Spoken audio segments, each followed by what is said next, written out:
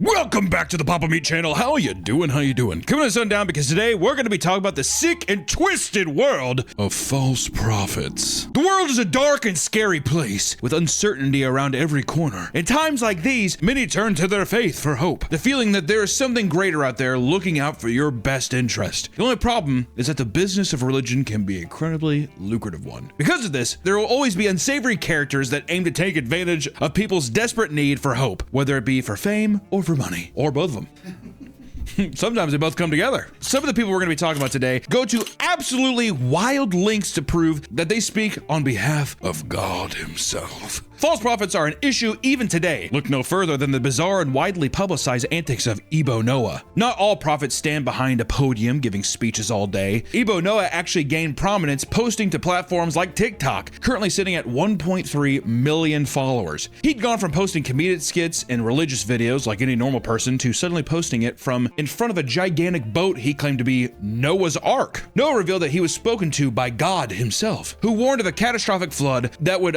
commence on December 25th, 2025, on Christmas Day. We're still here, so you know how that went. This was supposedly due to several years of non-stop pouring rain. He was then instructed by God to build several wooden arks that would bring humans as well as animals aboard. His building progress videos would start to rake in views, with some people starting to get genuinely worried about their safety in the case that he was telling the truth. And out of nowhere, Noah decided to update his fashion from casual clothes to tattered up sackcloth outfits. And you gotta sell the part, you know what I mean? I've discarded my earthly possessions and now I'm in a potato sack. And I build a boat. According to Noah, just one of the arks would be able to somehow hold 600 million people. It's a big boat. The story began to go viral, with more and more people believing that they would have to actually travel to the ark sites for salvation, which is exactly what thousands of them did. He'd film a random crowd of people and claim that they were coming specifically to join his vessel. As silly as this seems, it is believed that some people actually did take his claim serious enough to travel to Ghana, and one man in particular actually flew from Liberia to Ghana, only to realize he completely wasted his time and money getting there. Many even quit their jobs, prompting Noah to rush to his phone to claim he never once told people to do that. Don't do that! What is he telling people? If you're telling people that in the world, I mean, what is he saying? All right, keep the 9 to 5. Do you think that he was rolling back because he was like, oh shit, if people actually quitting their jobs are gonna get really pissed at me, versus people who find out that I was just kind of around? Yeah, he's like, oh shit. Yeah, he's like, this was a troll. Yeah, exactly. Eventually, a channel going by the name Headless YouTuber filmed himself going to the location of where Noah was supposedly building his arks and proved that they were just fishing boats he would approach and film himself in front of, which, you know, not a bad strategy. Got a little fishing yard? Look how big these boats are. You can't tell. Perhaps the backlash started to stress Noah out because he posted an update video on December 24th revealing God told him that because of all the incoming prayers, he postponed the flood so that more arks could be built. God has given us some time to build more arks in addition to the 10 that will contain all of us. Hey God, I like how God's just like, another time. We'll figure it out some other time. I think God is just pranking people. It seems like a bit of a prank, right? Just want to test your faith. He's like, all right.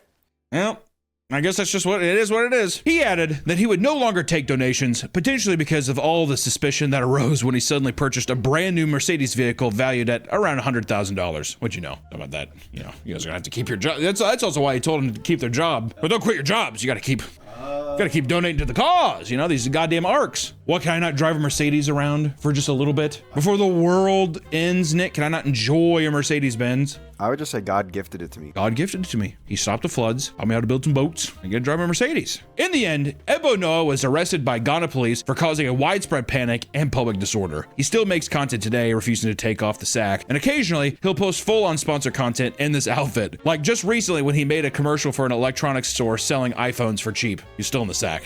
It's pretty awesome. Do you think he still hangs around the... I like to think that he made some friends over at the shipyard. He'll be all right. One man, however, could not let the whole thing go. In particular, a man who had moved his entire family to the Ark location only to find out it was all a grift. Allegedly, he set fire to a random wooden boat thinking that it was one of his arks. In reality, it was just a random fishing boat. He's fought that. I'll tell you what, Ebo better watch his ass. That moved your entire family there? I think he's gonna be dead by the end of the year. Jesus, really? I think someone's gonna try and they tried to burn his boat. I mean, to be fair, do you think that they thought that he was inside of it? Oh my God. It's just interesting, like, why him? Is it just fear? You see his videos and you're like, oh shit. And then It just clicks that this guy must be telling the truth. Oh, you mean like why did the religious guy buy into? Yeah.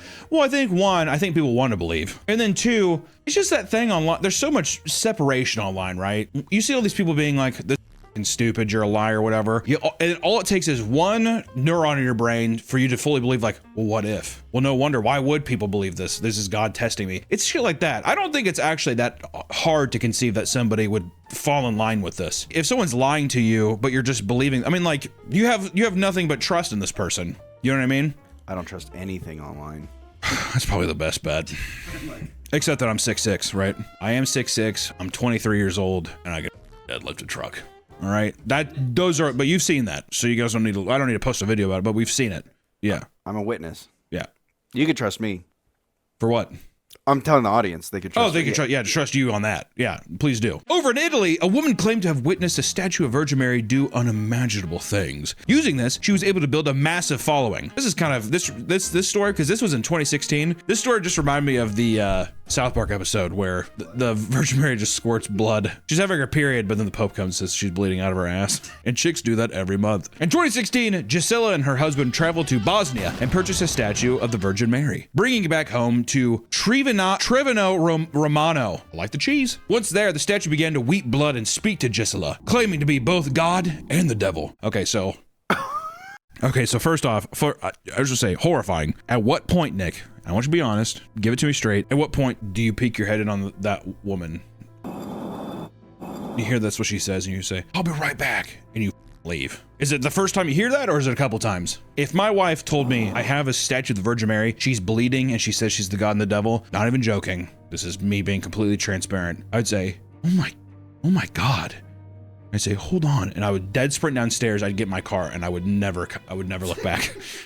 That would be enough for me. Yeah. Because, you know what happens? You let it slide one time, you're dead. You're gone. Talk about a statue crying and bleeding, God and the devil. You're not gonna wake up with your foot missing. Yeah, the statue. It needed a sacrifice. That kind of thing. Well, that's the thing. Either Allison's killing you or the statue is possessed. And it's just a win-win. Dude, knowing my wife, she is going to use it as like, I was possessed. That's why I stabbed him 75 times. It's a perfect crime. It's true. Insanity. You get away with it. Exactly. Well, she thought that she was the Virgin Mary, and she just gives you the judge one of these. And then you're just in a psych ward playing chess forever. And then I'm in 6 feet under the ground. You're in heaven or hell. Hopefully. You know what I always am scared of is if the afterlife is real shit, if I'm in purgatory. Would you rather be in purgatory, or would you rather be a spirit stuck on earth? Isn't that the same thing? Isn't that purgatory? I thought purgatory was just like it was like a place, it's like a no man's place. I think there's different interpretations, but I always assumed purgatory was like stuck on earth. That's one form of purgatory. What would be worse? Would be being stuck on Earth as a ghost, where like no one even knows can't really enjoy anything, or hell? I'd probably be ghost, because at least I think I'm alive. Come on, listen to me. I feel like that would drive me crazy. Versus you want some? When I was younger, I had this dream that I was in hell because my grandma told me. Hold on a second. My fucking back. My grandma told me, because I said, "What is hell like?" And she said, "What's your greatest fear?" And I said, "Claustrophobia and clowns." I was a child. I was like, I'm claustrophobic and I'm afraid of clowns. She was like, hell would be you're in like a black void and you would be stuck in a glass box and a clown would just be like crawling over it. And then as a kid, I'm like, first off, that gave me nightmares. And I had like, I think that's why I had like my first panic attack. But then after a while too, I was like, what? I mean, if you were there forever, you know what really frightened me? Boredom. Yeah, if that's what that was. Can you imagine me sitting, like, can you imagine just sitting in a glass box till the end of time? What if they mind wipe you though? So every day it's like a new day.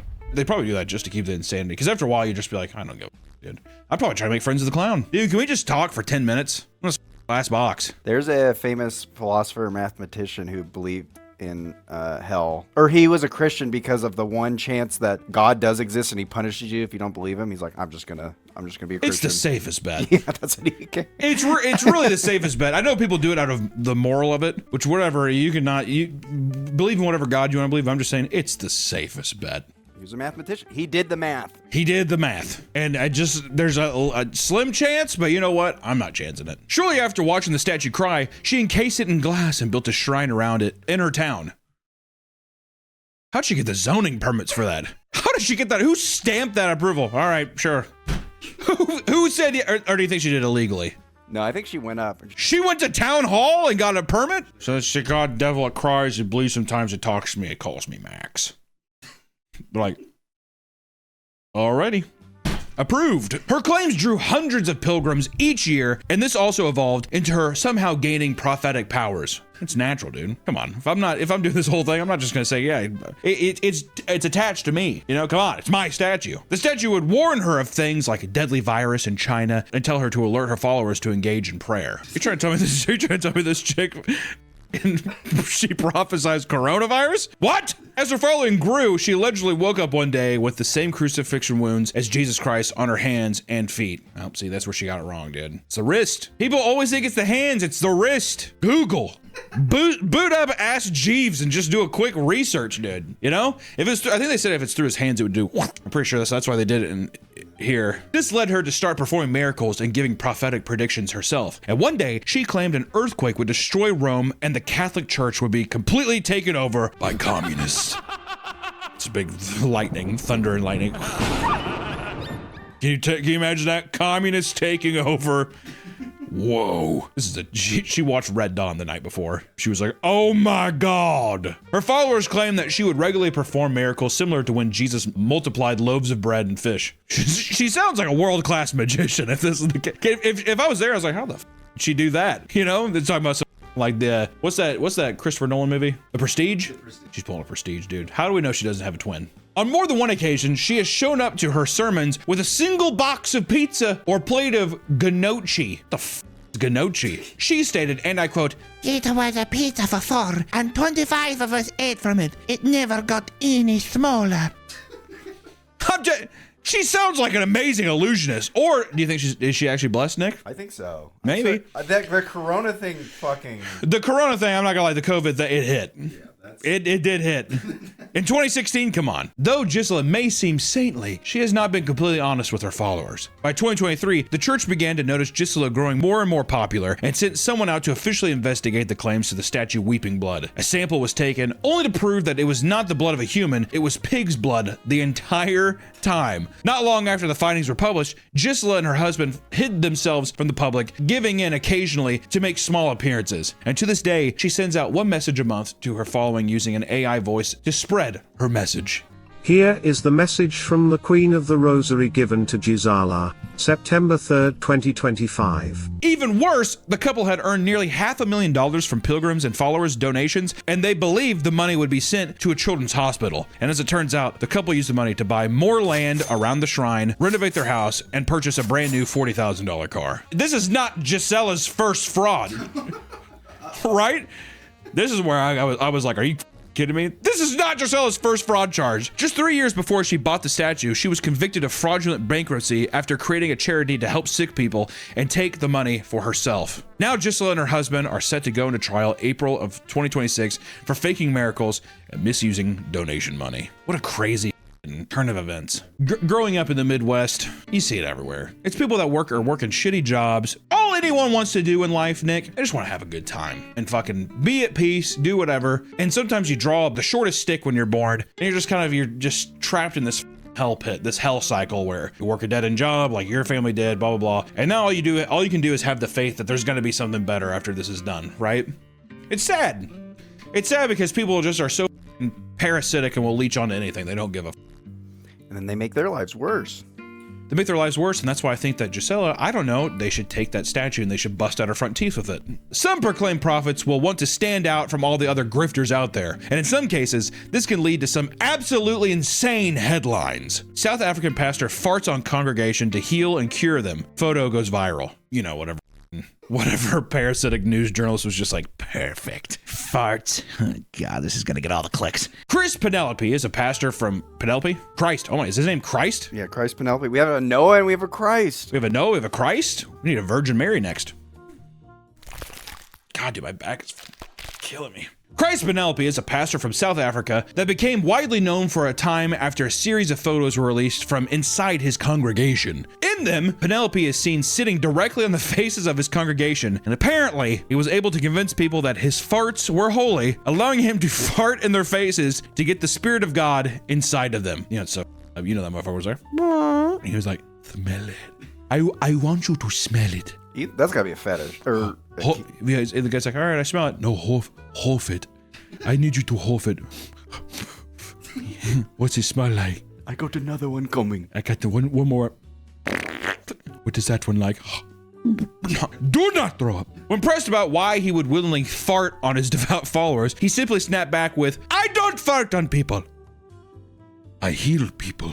In other photos, he is seen standing on top of his followers, claiming that they feel no pain because the Holy Spirit has taken control and made it so. Isn't that right? No pain. Somebody, just get off. During a sermon in 2018, it was discovered that Pastor Penelope was anointing his followers with condom oil. Dude, just get the red wine and crackers and call it a day. The snake's venom.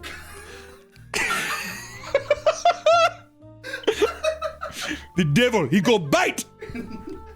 Reportedly, he'd smear a wet condom all over a chair, ask congregants to sit on it, and then watch them supposedly fall to the ground due to the raw power of the Holy Spirit. The mother set up a Three Stooges prank. It's what I do think people get off on being like, I bet you I could do something so ridiculous and I could still get away with it. That's where I think it comes in. Well, that's what I mean. It's like a power trip of being like, I could say anything and I'd still have a following. You know what I mean? Perhaps he learned this behavior from his mentor, Professor Daniel of Rabboni Center Ministries. This man also, what kind of Rabboni? My boy Daniel of Rabboni. You can't have a name like Daniel. He needs to be like, what's like a magical name? Almost needs like a wizard's name.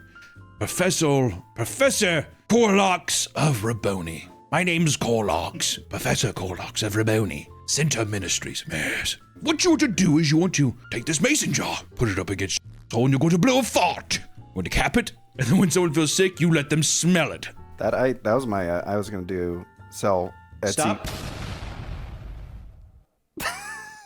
What? No more. I'm gonna allow myself every video. I'm gonna allow myself 2 Nick stops. Okay. So that's one flag thrown. That's one Nick stop thrown. Because all I said before that was putting a glass jar up to my asshole and then smelling it. I don't need to know where you're going with that. This man was also seen as unorthodox and controversial, as he would push his followers to do absurd things like eat bugs and drink petrol oil.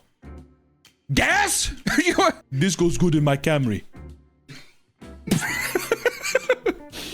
Is this just gas? Drink it! One of the biggest religious events people look forward to is the eventual return of Jesus Christ. As it turns out, he is already here in Russia. Sergei Torpos, or Vissarion. Oh my God, what a name! That's like a unicorn, dude. Who are you? Vissarion. First of my name. That's what his followers call him. He is the founder of the Church of the Last Testament. Oh my God. If he doesn't have a sword, I'm gonna be pissed, you know what I mean? Vissarion, leader of the Church of the Last Testament.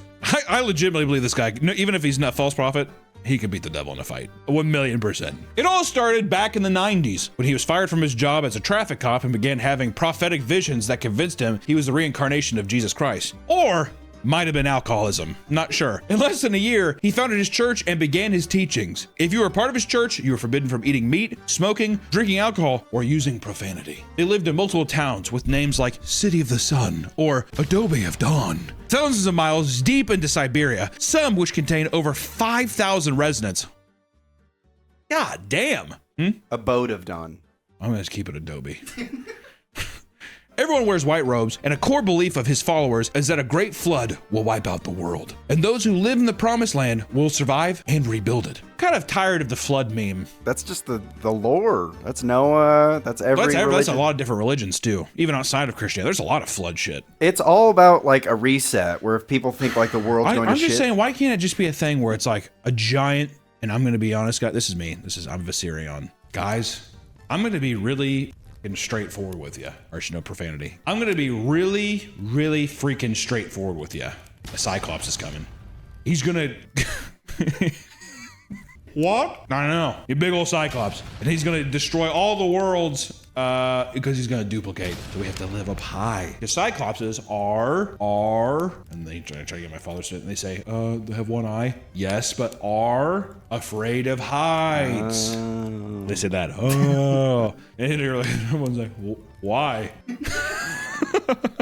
You're out. Get out. What would the Cyclops be named? If your name is Vissarion, you gotta have a badass Cyclops name. Skrillex, the world breaker. Skrillex. I like that. Can he burst through the core of the earth? Yeah, dude. Exactly. That's his heart, by the way. So we have to love him at the same time, but we have to be afraid of him. And then we become sky people and we live in the air. Yeah. And we build a giant beanstalk. It's the reverse of Jack and the Beanstalk because he doesn't want to go up the beanstalk. See, or I thought you were saying that you're like a crazy follower of mine, but I'm too afraid to like tell you to leave, so I'm just like, yeah. So you just kind of adopt what he's saying. Nailed it.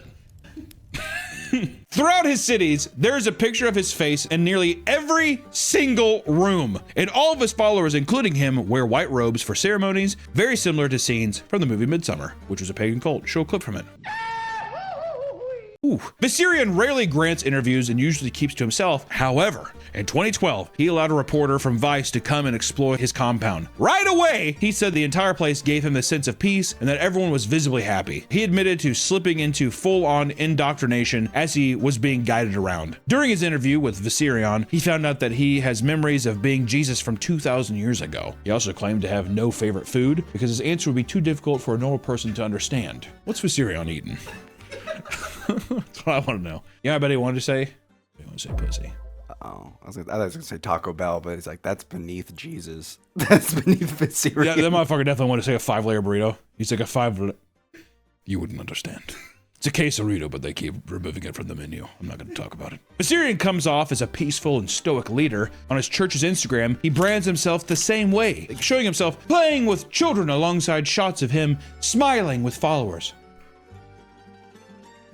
He also has tried to appeal to younger audiences by posting memes mourning the death of Harambe the gorilla. He also makes memes claiming he is better than Jesus by referring to himself as the Krusty Krab and comparing Jesus to the Chum Bucket.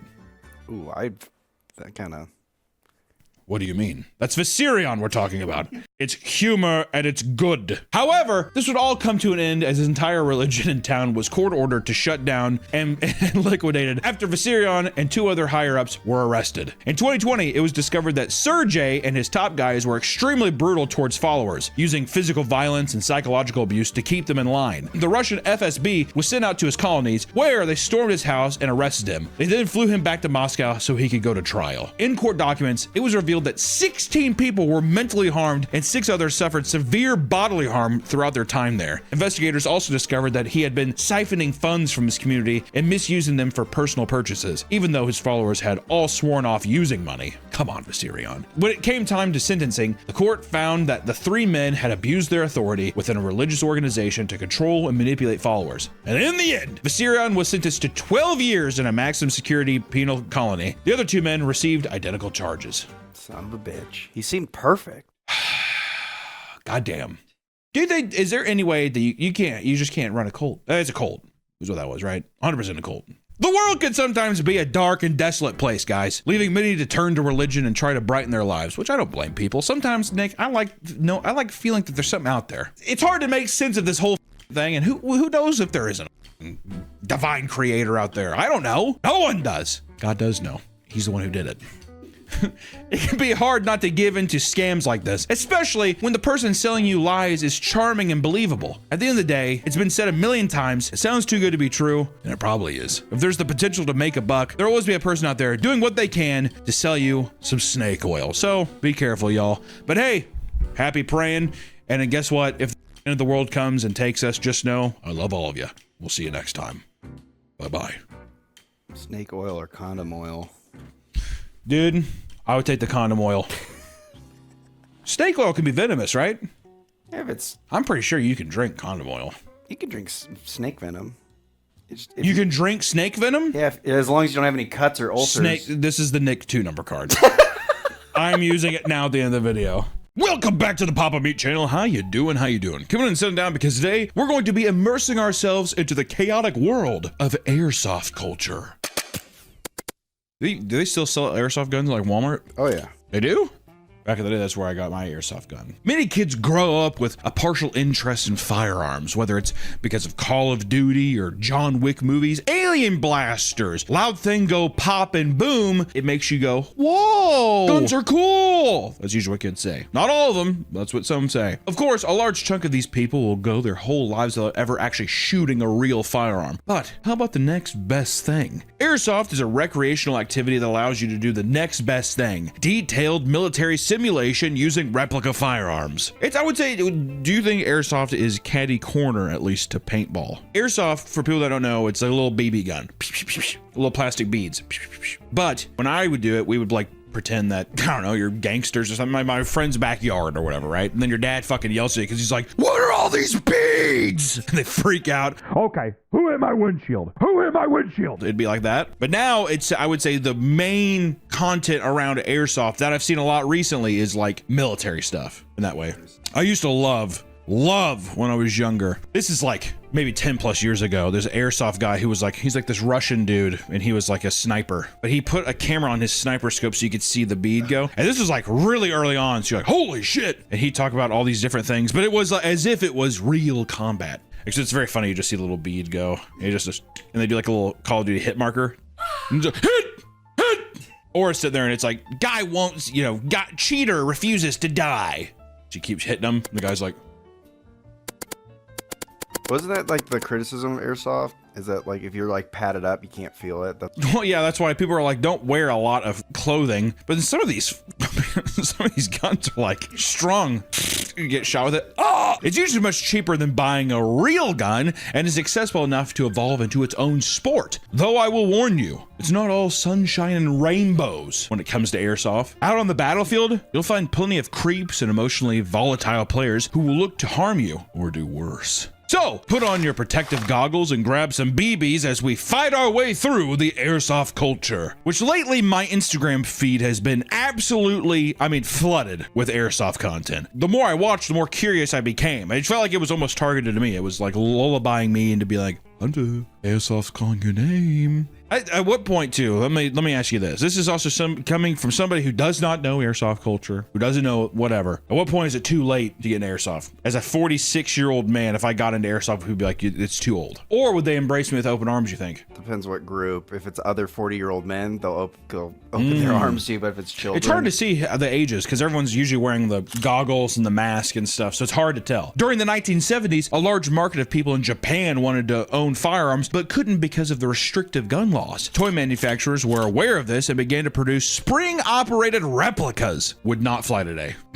Or you better hope to God there's a goddamn orange tip on it or something bad's gonna happen. These new toys instantly blew up and became super popular throughout the Asias. One of the first companies to begin mass producing them was Tokyo Marui, known for its innovative battery-operated guns. While the boom was happening, Ichiro Nagata, a Japanese gun enthusiast, created the first soft air gun, which used a mixture of Freon and silicone oil to shoot pressurized BBs. From there, airsoft was born. It spread across the world for the next 2 decades. Around the same time that airsoft gained popularity, its direct competitor, paintball, emerged. And over the years, as the rivalry grew, airsoft has remained a popular hobby for gun enthusiasts, while paintball is either extremely competitive or it's for your 8-year-old's birthday. Paintball to me is like the same as you go to laser tag when you're 10, and then when you're 13, you go to paintball. That's the kind of thing. And then you get fat welts on your legs. Exactly. For all the fatties that they go, like I went to bowling. I'm like, I just want to go bowling. And my brother friend's like, we're going to go paintballing. I can't. Sorry, guys. I don't want to get hurt. That kind of thing, right? I've only gone paintballing once, but the entire time I just hid behind a structure and just shot. I'm shot! I surrender! I got hit in the thigh and instantly, I'm done! I got hit in the foot and I was wearing like the thinnest Vans shoe and it just like my foot was swollen and I was like, ah! And I think I almost cried for my friends. It was a whole, and I was like, no, I tripped, I sprained my ankle. And they were like, dude, you got shot in the foot. And I was like, no, I tripped, I sprained my ankle. trying to play it off. Not only is it cheaper to play overall, with guns and supplies costing very little, it's also far less messy. Additionally, the authentic designs of the guns appeal to a much broader audience, enabling people to act out lifelike scenarios, which I think that's the biggest difference with airsoft and paintball, is that paintball is its own gun, whatever. But I think gun enthusiasts who are into like military style stuff, or like they like the way guns look, I think are more drawn to airsoft because of that, because you get to like kit it up as if it is something real that you maybe see in a video game or a movie or something like that. There are multiple ways to arm yourself, from cheap, modest spring-loaded pistols to electric-powered rifles with hyper-realistic blowback and absurd fire rates. And in some cases, higher-end guns can cost thousands of dollars, which they do kit them up. And also, in a way, I'm like, they gotta be careful with some of these, man. It'd be so easy for someone to be like, that's a real gun. They should make ones that shoot out real cases. Dude, that was my favorite. There was a Nerf shotgun. You do, and when you shoot it, you click it open, it does ting, ting, ting. There's something so satisfying about shotgun shells, like hitting the floor. Ugh. You're a kid, you're like, ugh. You grab your chocolate milk. People mess with me. Many businesses offer casual battles on weekends, or for those who want to go beyond, there are realistic military simulations that last several days. Jesus. I know, right? How kind of sick would that be, though? You're like camping, sorry, Mom, I can't come home. It's serious, a crazy battlefield out here. Some events cater to those who want long, hyper-realistic battles to have their own detailed narrative. For example, American Milsim has been around since 2011, putting together battles that last well over 40 hours within abandoned fields and cities, which I'll tell you, it sounds kind of cool. That's kind of sick. Also, too, like, who the business idea for that? We should just do that. We should have people camp out overnight and shoot each other with BB guns. It's gonna be a landmine. It's been a gold mine. Other events, like one held in Germany over an abandoned Soviet airfield, had 5,000 players fighting each other over the course of 3 days, where they were expected to cook, camp, and survive on their own. You weren't just fighting against passionate hobbyists. Often, you'll find actual veterans tearing up the field. Of course, if you can put a gun in your hand, a veteran will go there. You know what I mean? If there's some kind of military thing, they will find their way. It's like Field of Dreams. Build it, and they will come. I'm picturing it's like veterans who haven't seen combat. So they want the thrill. Yeah, I imagine there's maybe if it was playing out like a movie, it'd be the guy who like definitely didn't serve, whatever. He's just like, yeah, this takes me back. And everyone's like, you did not serve any time. He's like, yeah, pretty much, but that's. If I could go back in time. It goes without saying, but people dedicated to airsoft can be some of the most competitive and aggressive players of any hobby on the planet. That is why many believe that airsoft is only for World War II obsessed teens or middle-aged men trying to relive their glory days after getting kicked out of boot camp. But in fact, it's actually a diverse group of people who come from multiple walks of life. Bronies and furries, for example, are some of the largest demographics of airsoft enthusiasts. Did you know that? I didn't. Both fandoms regularly host events where players storm rugged battlefields, blasting each other in full fursuits and other brony attire, which I will say, if you're in a big fursuit, you ain't feeling those BBs. Well, that's probably why I like paintball, so you can actually see the thing. But I'd love to do like a fucking... like freak out. I'm shot! Mark! Oh my god, it's just my guts! You know, like every war film, there's always some guy with his guts out. Oh god! See, I want to go on that deal. No, just being like, I want to go into a simulator. I kind of stopped there, and I was just like looking at I think I looked through 7 past lives of wars I've been in. Is it all kind of, is it fucked up at all that people simulate war in that way? Do you think there's any kind of psychological effect it has of being like, you know what I mean? I think it could be, depending on the person and situation. Like if they enjoy like, you know, putting like hostages and shooting them. Well, yeah. I mean, you can say that about anything. What if I told you some people use airsoft guns to fulfill their sexual fantasies? Wouldn't be a Papa Meat video without it. One man takes to an online airsoft community to ask what the safest airsoft specs are for letting his mistress shoot him in the ass and the back with an airsoft gun. I was picturing like she put it in what I thought immediately was he's sitting there and he's just like, okay, easy, just shoot it quick. It's a big hard bone or whatever. They're just shooting his totem pole. How funny, how sick would that be? Your partner sitting there and she's all like nude in the back. Scope on your dick. Hits the underside of your shaft. Ah! Oh! Yes! Direct hit. Keep going. Man, not down. You got to keep tapping it. enemy at the gates or whatever. I feel like getting shot in the balls by a sniper BB would be very unpleasant. I was terrified of metal BBs because my uncle was like, yeah, when I was a kid, I got shot in the nose, still have the BB. And then he would like move it around in his nose. Was it actually in his nose still? What the fuck? That was like, never got it removed. I thought you were going to say just the Christmas Story thing. I feel like everybody got traumatized as a kid by the Christmas Story movie. Oh, that no. You'll shoot your eye out. My brother got shot in the eye, point blank with an airsoft. Why? They were playing, and then his buddy like went up behind him and was like, get on your knees. And he was like taking him hostage, and he was like right up in his face. And he says the safety was on, but then he Safety's on. But then he pulled, and luckily my brother closed his eye. But I was there when it happened. I just remember him screaming, and I sprinted to my parents. And he was like, "Mom, Dad, David's his eye shot out. David's blind." And then like my parents were just sitting there. I was like, "What the fuck are you doing? Do something!" But luckily he didn't lose his eyes. I'm being flooded with so many memories. We used to do all this shit in the back of my friend's house, like in a neighborhood. So there was a fence around it, and it would be like a thing if you'd be like, pew, pew. And my friend would cut these swords out of wood with a bandsaw, and they were all like blades from that game Onimusha. So you'd be sitting there, and he's just like, like spinning around, acting like he's sucking up souls and shit.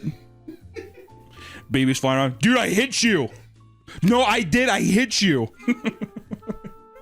Take me back. There are indeed women in the airsoft community. I know. It's crazy. But there's an issue of them being overly sexualized due to their small numbers and the type of person you'd expect to populate a sport like this. There are numerous examples of strange airsoft erotica stories posted online by men that fill the void of their absence in the field. This feels fake to me. Like if guys posting this kind of stories, yeah, I totally got my fucking dick sucked by the super hot chick. Oh, really? What's her name? She just like a nomad. She just left. I don't even know her name. It's a fantasy. They probably saw one woman there. There's like a grandma dropping off her 52-year-old son. He's like, whoa, smoke show. Hey, Linda. She's like, what? 52-year-old guy's like locking hello with all of his beads. Lay off my mom, Jericho. I don't know why, but Jericho. What a great name, dude. I don't think I've ever met a kid named Jericho. That's gonna be my son's name. Next time I have a son, Jericho. Daughter, Jericho. At first glance, airsoft can look pretty goddamn cool to newcomers, but be careful, because the average player is only a few wrong moves away from being indescribably cringe. There's a constant argument within the airsoft community, and it's that there are too many people taking things too seriously. It is the biggest complaint that we found within the actual airsoft community itself, of people being like, we're supposed to enjoy this, right? And everyone's like, no, this is life or death, motherfucker. It's that kind of thing. And in some cases, you'll find grown men screaming at teenagers who are new to the sport and simply trying to get accustomed to the new environment. What the fuck you doing, bro? When you're at a gun range, let's say, like I used to do clay pigeon shooting a lot. When you're done shooting, you put your gun towards the ground because you do not wave your gun around, right? That is that's like a shotgun. Even if there's not a shell in it, it's customary to do it to where your barrel's always pointed down, right? Whatever. Some of these videos, it's like airsoft guys being like, go down! It's like, I was just checking something, just checking my battery. No! Like treating it like it's like a real rifle. Which, don't get me wrong, you don't want people just shooting off and hitting somebody's eye, but still, this isn't indicative of the entire community, but can be an incredible eyesore to those who just want to engage in some lighthearted fun, right? You just want to play with your buddies. Nope, not to some. There are tons of posts online detailing people's disappointing airsoft experiences. Many times, they're complaining about encounters where players are role-playing as the ultimate badass while decked out in excessive and impractical gear. This is why I blame what is it? The Expendables. I blame that. I blame John Wick. People are like, it is main character syndrome. Yeah, Rambo, all that stuff. I blame all of those. Despite the stereotypical badass military attire, they find that a lot of these players spend their time endlessly complaining about rules and calling people cheaters. According to one enthusiast, he encountered an insufferable player that dual-wielded Berettas, calling one of them chaos and the other control. That is so sick. This is so funny. This is chaos and this is control. Welcome to your fucking nightmare. Not only did he hype himself up constantly, but he played the game like he was the main character of an anime. He would purposely try to pull off cool looking moves where he'd enter a room without taking cover as if he was invincible. The man shot him in the chest. He refused to call it a hit. Instead, the guy unloaded back at him and later told the ref that he was the one who was calling his hits. Yeah, which if you get hit in the game, you usually say hit to show that your character's dead, and usually go back to like a spawn point, or like you have to basically go back and then you can re-enter the match or whatever. But it's the same with like paintball. When you get hit in paintball, hit. Those who spend stacks of cash on their military gear find it hard not to show it off even when they're off the field, opting to post their epic TikTok edits. And it's pretty badass. Many of these people get frustrated at the idea that what they're doing might be considered LARPing or cosplaying. One man admits that his friend felt the same way, only for him to start pulling up the definition of cosplay on his phone to prove him wrong. Dude, it's not. Come on, man. Here, let me show you. Here. It is cosplay, right? It's 100% cosplay. Do you think the argument is that people are like, well, cosplaying is a specific character from like a fandom, and I am just like, I don't know, an art, like I'm playing Army? Yeah, but that's the thing. It's a LARP. Yeah, I think it's just all the same. I embrace it, dude. Who gives a shit? Or I guess unless you're just like, I've not done the same pedestal as the guy at like an anime convention. That's probably what it is. Yeah, just like, the insecure thing. Like, I'm a man. This is cool. Like I don't like that, but this is. Yeah, splitting hairs. Also, some people might think like this is a drill. This is a tactical drill. I'm trained. Guys, listen. I'm doing this for the future of the world. Okay? When shit hits the fan, you're gonna call me. It's kind of that. I wonder if it's that kind of. It's almost like a doomsday prepper. Are doomsday preppers cosplayers too? They're LARP. Yeah. Oh yeah, they're LARPing. Oh, they're definitely LARPing. Yeah. Okay. Yeah. I'll tell you what. The doomsday people, if and when the world ends, everyone's gonna be scrounging for those fucking bunkers. And they're gonna say, no. What's worse is that some people try and make TikToks to fight back against people who make fun of airsoft, often looking no different than the people in anime outfits dancing for the camera, right? So they're being like, listen, God, like they're fully decked out and they're like, I'm not an anime character, all right? So stop comparing me, that kind of thing. I'm a lot cooler than that. There's nothing wrong with being a little cringe. I think everybody is. Everybody's a little fucking cringe. Everybody's got their thing, so long as you aren't feverishly trying to combat it. Right? If you're sitting there and you're just like, I'm cool. I'm a cool guy. That's what I think it comes off as bad. If you're just like, I do like airsoft. What are people gonna say? Are they gonna be like, oh, you can't, fuck them. I don't know. Some in the community could care less about looking cool, going so far as to mod their airsoft guns in the most obnoxious ways. Like one man who modded his pink assault rifle covered in hentai stickers to make anime moaning and ooh sounds whenever it fires. Which I just got to say, that's a guy that's just like, this one's for me. This one's for me.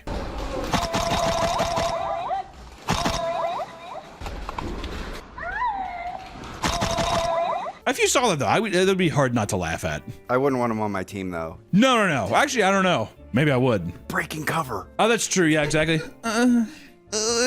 Whatever. Damn it. Better know where we're at. Dude, we're fine. If you ever also during that Uwu thing, do you think guys don't like being on his team because also like I'm getting hard?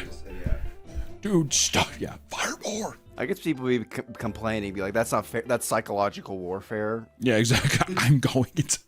I'm hard and I'm in pain. It goes without saying that there's a ton of emotions flying during an airsoft battle. If you've ever watched airsoft content, you know that it's not all uncommon to witness some airsoft rage. That's primarily all the content I see is the aftermath of some battle and then people getting upset with each other. Something happened within the fight and now airsoft rage happens. It assumes. There's just something about the environment there that causes common sense to fly out the window and meathead rage to take over. Sometimes it's because people refuse to call their hits, but other times it seems like people are just maniacs that shouldn't be holding a gun, let alone even just an airsoft gun. One particularly viral moment, for example, is filmed by a man who suddenly decides to full auto blast the back of a teenager before the game even started for no reason. Yeah, a lot of these, which to be fair, a lot of these are taken out of context, so who knows, but I will say, it's a thing where there should be no instance where a grown man, even if it is airsoft, just like, to a kid, a little kid, you know what I mean? If they're participating in the match, whatever, but just like point blank, it just seems, or it is malicious. It's a fucking cruel thing. Many members of the community are ashamed of this type of behavior and claim that airsoft rage clips make the issue seem worse than it is. That doesn't mean that serious violence doesn't take place on the field. At an airsoft facility in New York, a 20 and 35-year-old player were taken to a local hospital after a verbal altercation that led to a brutal stabbing. Another player was ejected from a local airsoft tournament after attacking someone for shooting him directly in the face. That's what you gotta say too, dude. If people are, it's just so, it's like I wonder how much of this too is just people like, like people are like too competitive and they get mad to even lose. What kind of psychological shit do you think that is? Well, I'm just speculating, but if he got out early in the game, he's like, this could be like a series of things where he gets out. Oh, so you're saying that like it was just one, it was like a domino effect. Yeah. He got that, he's frustrated because he's like, God damn it. He's like, he wants to be, he wants to show off his gear. Yeah, I spent all this gear and I didn't even get to do anything, kind of whatever, so you become frustrated. It's just the fucking like primitive nature in a guy's brain, but then you like run and be like, fuck you! Group altercations are nothing new in the game of airsoft. One of the most viewed rage clips of all time features a kid repeatedly mag dumping someone, which is where you do. In 2020, a group of teens was kicked out of a match after shooting both players and the refs on full auto. Yes, even the refs.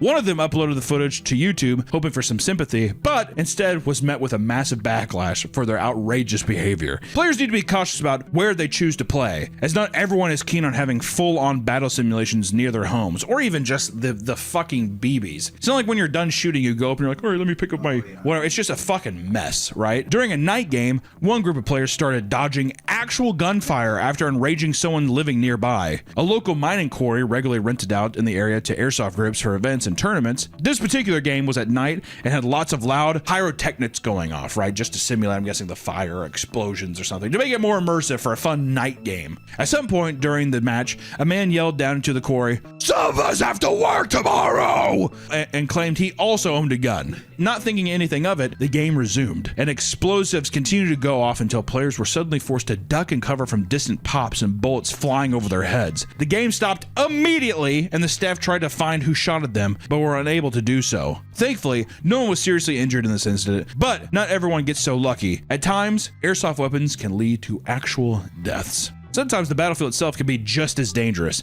In France, a player died mid-game after falling inside an abandoned building where the game was being held. Guillaume Lakota was a prominent airsoft player from the French team IS-38 Grenoble, which regularly played at military sim events across Europe, which I think the military sims are like way more popular in Europe. Like I think it's an actual competitive scene over there. So I think a lot of people from different countries travel around and do that. In the summer of 2017, Guillaume was playing a night game held at Fort de Monte Gilbert. I'm probably mispronouncing all this shit, I'm sorry. But it was built in 1870s, and the fort now hosts events and is a popular tourist destination, but was crumbling due to years of neglect. People are just using it to play around. They're not actually maintaining it at all. Sometime during his match, he was crossing a wooden plank that stretched over an elevator shaft, and he lost his balance and fell 4 stories. The 60-player match came to a halt as people rushed to his aid, but it was too late.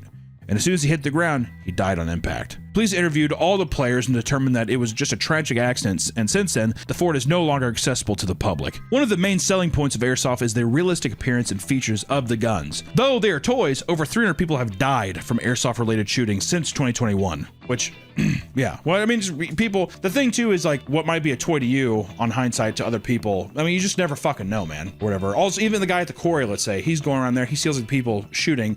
It could be friends hanging out behind their house, whatever, on a guy's property, and they see people with guns. There's just all these like fucking terrible tragedies that can happen just because from a distance it looks like a real thing. Who could have guessed that testosterone-filled military simulation nerds would ruin what is supposed to be a fun sport? Some people might try to fight you or induct you into their weird fetish, but know that there are hundreds of groups out there that are completely normal and safe. If you plan on getting into airsoft, make sure you know what you're doing and follow all the rules, because even the cheapest airsoft gun can do some real damage. And also too, enjoy your military sims and have fun with people, but for the love of God, be careful and just plan this stuff. I don't know. It's just a dangerous world out there. Be careful. My God, I'd probably just do paintball. At least it doesn't explode. I guess you still have the rules. It doesn't fucking matter. I don't know. The safer option is just pretend. Bang, got you. Pretend with your friends, and then in your 40s. Bang, I hit you. No, you didn't. No, you didn't. Yeah, exactly. All right, that's our video today, guys. We'll see you in the next one. Bye-bye. Welcome back to the Papa Meat channel. How you doing? How you doing? Come on and sit down because today we're going to be talking about time travel. I mean, who hasn't been interested in the possibility of time travel at some point or another in your life, right? Whether it's to explore ancient history or to witness future technological advancements, you can understand why it's on people's minds quite often, right? Being able to kill Hitler while he's a baby, which out of context would be probably very horrifying for the people around him, but you could be like, I just did the world a huge, great deal of service. You think if Hitler died, there'd be a different Hitler? If you were a time traveler, yeah, was it like butterfly effect? What would be fucked up about that is that it's like the same thing still happens, but now people are still naming their kids Adolf and Hitler. Yeah, exactly. So now you're the only person walking around, and it's like, this is my little boy Adolf, and you're like, well, for you it's weird. Everybody else is like, well, everyone's like, yeah. why are you giving such a fucking weird thing? His name's Adolf. It's not a big deal. And I'm like, Believe it or not, there are tons of everyday people that claim not only to witness real-life time travelers, but to be one themselves. We're about to get into the weird and slightly deranged world of conspiracy, filled with all sorts of bizarre theories and delusions. I mean, what if I told you that we've already invented time travel? Well, that's what many people have theorized for years. People have long since hyper-analyzed old media for clues that time travel exists. For example, in the 1928 Charlie Chaplin film, The Circus, people started to freak out after noticing that one background character appeared to be holding a phone up to her ear and speaking. Time travel?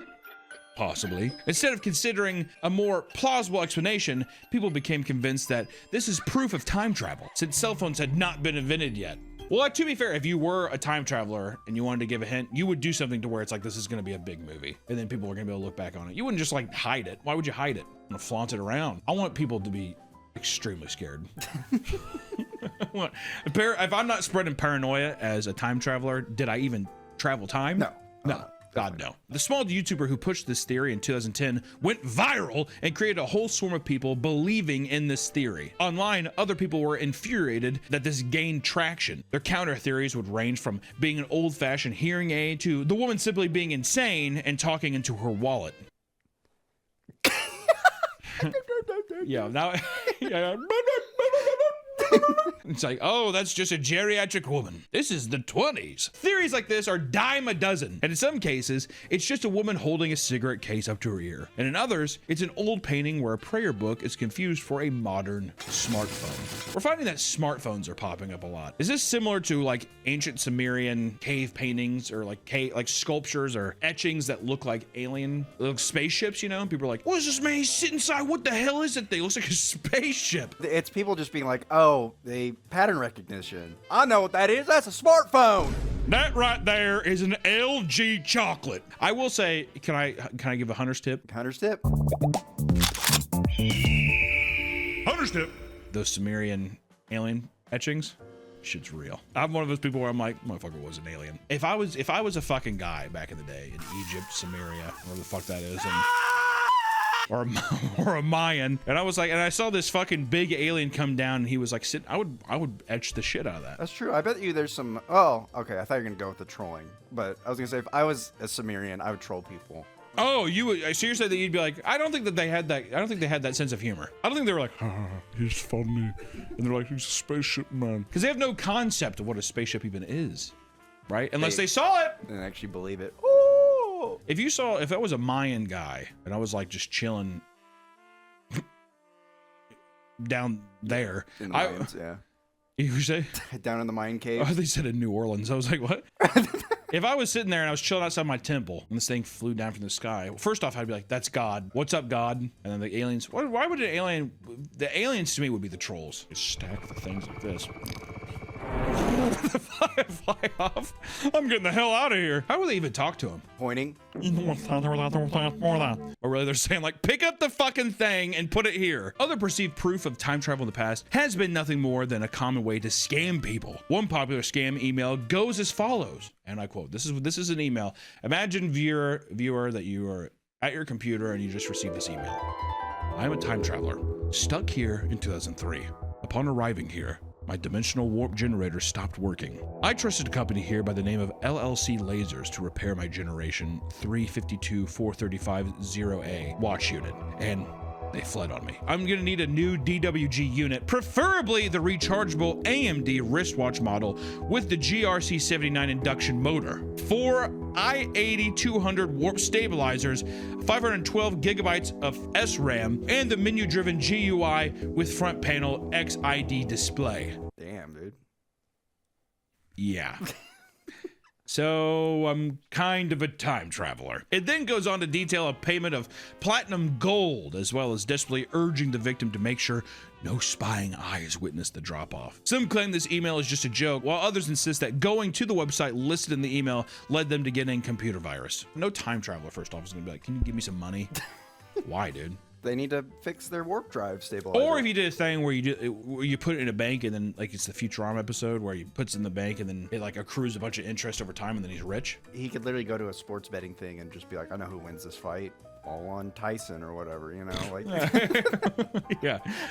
Some people went out of their way to discover who created the email and website, which was a man named Bob White. After reaching out to him directly, people have reported that he acts so inexplicably crazy that he must truly believe he is a time traveler. Oh, he believes he's a time Oh yeah, I think that he's like, I need this. This is how I get back home.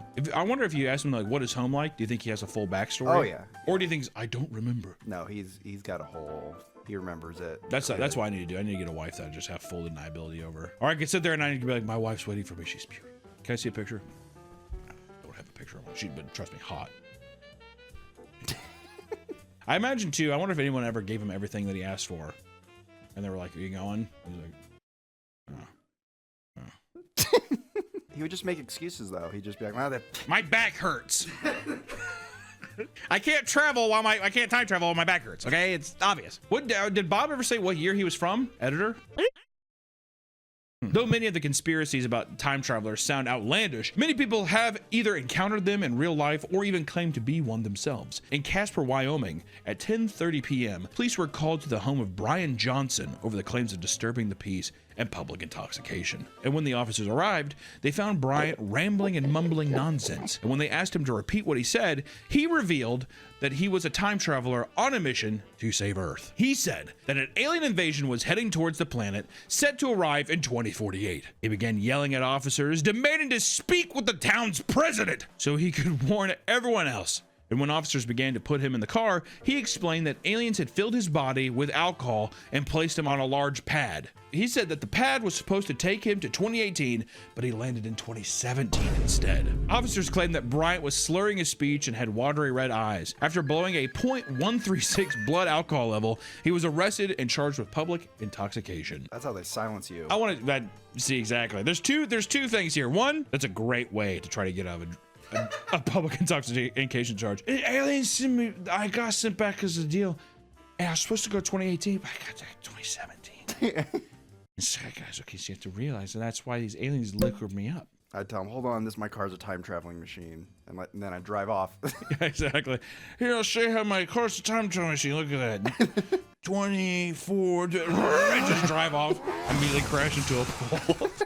Down in Florida, police were once again called to a public disturbance call that had been going on in the early morning. The caller reported seeing two men fighting in the parking lot, so when officers arrived, they expected to find the suspects. However, they found nothing. It wasn't long before they found a man with a gash on his forehead and asked him what happened. According to him, an unknown white man with dreads showed up and said he was from the future. A white boy with dreads, at any case, is frightening. No white man should have dreads. I just want to say that. I want to put that out there. If you see a man with white dreads, you run away from that man. The mysterious man then supposedly began to throw rocks at the guy, and a fight broke out. Before the officer arrived, the time traveler allegedly escaped by returning to the future. After further investigation, officers discovered the whole story was faked, and the man did not want to admit to getting into the fight. Officers then had the man and his girlfriend driven home by a friend. I love the idea of the excuse being time travel. You could do anything. Do you think that the idea of like your brain going to a spot where it's like, I have to give them something so outlandish that they won't look into it? Is that the idea? Oh, maybe. If you do something too plausible, be like, well, I was going to my friend's house. Well, where's your friend live? Oh shit. But if you tell them something like, yeah, I'm from the future. I mean, how are you supposed to, you can't pry. How would you know? How would you pry? They call you crazy. Even though time travelers come from the future, they are as addicted to TikTok as we are. Since numerous time travelers have made their own TikTok accounts and post their prophecies non-stop. An account called the Time Traveler 2582 has made numerous outlandish claims. In 2023, they reported that a boat would go missing in Bermuda and reappeared 6 months later, with all people on board claiming that they'd only been gone a day. They also claimed that in December of 2025, a meteor containing antimatter would hit the Earth and people would begin selling the material for millions of dollars. On August 27, 2024, they claimed a portal to an alternate universe would be found in a cave and aliens would crawl out, causing blackouts worldwide. I remember that. I want to happen.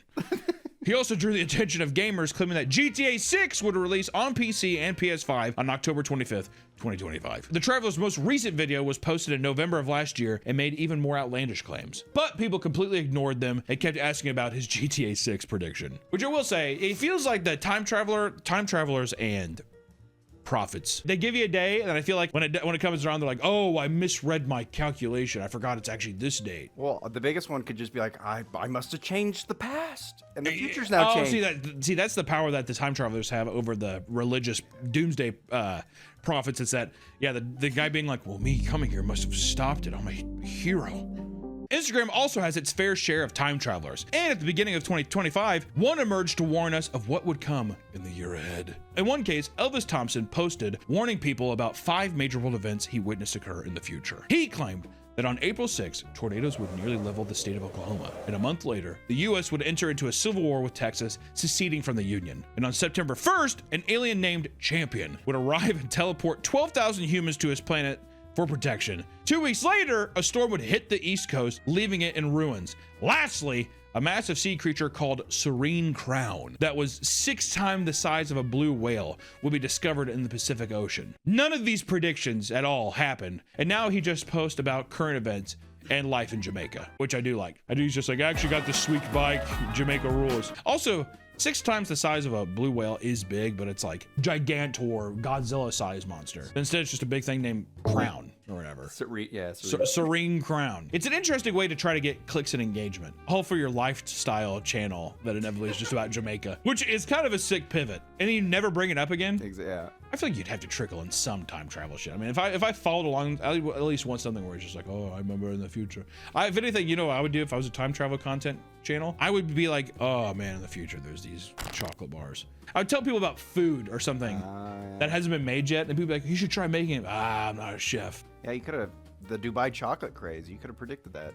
What is up with the Dubai chocolate? It looks like shit. It looks like baby shit. Well, people think it's a conspiracy to cover up the Dubai chocolate thing. Like Saudi princes would invite Instagram models over and like shit on them, and they called it Dubai chocolate. So then when that started spreading around the internet, the Saudi prince are like, well, we got to cover this up. So they made a chocolate called Dubai chocolate and paid influencers to try it. So now that overshadows the Dubai chocolate prostitution thing, kind of like the Beyonce bodyguard thing. There's all conspiracies. Like Beyonce made a song called Bodyguard to cover up her story that she slept with a bodyguard.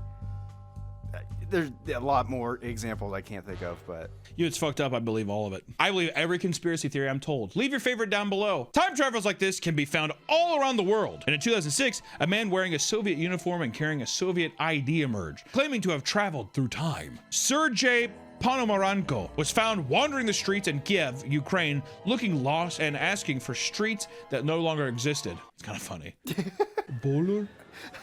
Bowler? So I was like, what? See, that's the best thing too, is being like, oh yeah, back in the day there used to be this. Who the fuck's gonna be like, let me go look at a map from back in the day. When confronted, he said he was from 1932 and had traveled to 2050 before coming back to the present. His original Soviet uniform and ID confused the police, but his story became more believable when they took his 1950s camera and developed the film. On his camera were random pictures seemingly from the 50s. One showed a picture of his fiance, and another showed a supposed UFO responsible for taking him to the future. Not believing his story, officials combed through records and found the woman in the photo, and she confirmed that her husband had gone missing decades prior. The story of the Ukrainian time traveler seemed legit. That was until YouTuber Joe Scott debunked the entire story. He found out that all the photos on the man's camera were actually from an old Ukrainian television show called Aliens, which featured crazy stories about UFOs and supernatural phenomena. The show even said that the stories were based on witnesses' testimony and that the viewers should do their own research since nothing they showed was conclusive evidence. What a bummer, man. I was kind of getting hyped there for a second. I was going to say, this sounds like an actual time traveler. I will say, do you think that the person that does the time travel like this, do you think that's to get fame? Yeah. This is long before the age of social experiments. This is, to me, I think this is him trying to get a little guap. You think he was trying to get laid with that girl who lost her husband? Maybe. I think he was trying to get some pussy anywhere he could. Got that time traveler dick, you know what I mean? In 2013, an Iranian scientist claimed to have built his own time machine, but the Iranian government was quick to cover the story before the rest of the world could read about it. Ali Razeki called his machine the Arayak time traveling machine. It couldn't physically move people through time, but instead let the user view 5 to 8 years into the future with 98% accuracy.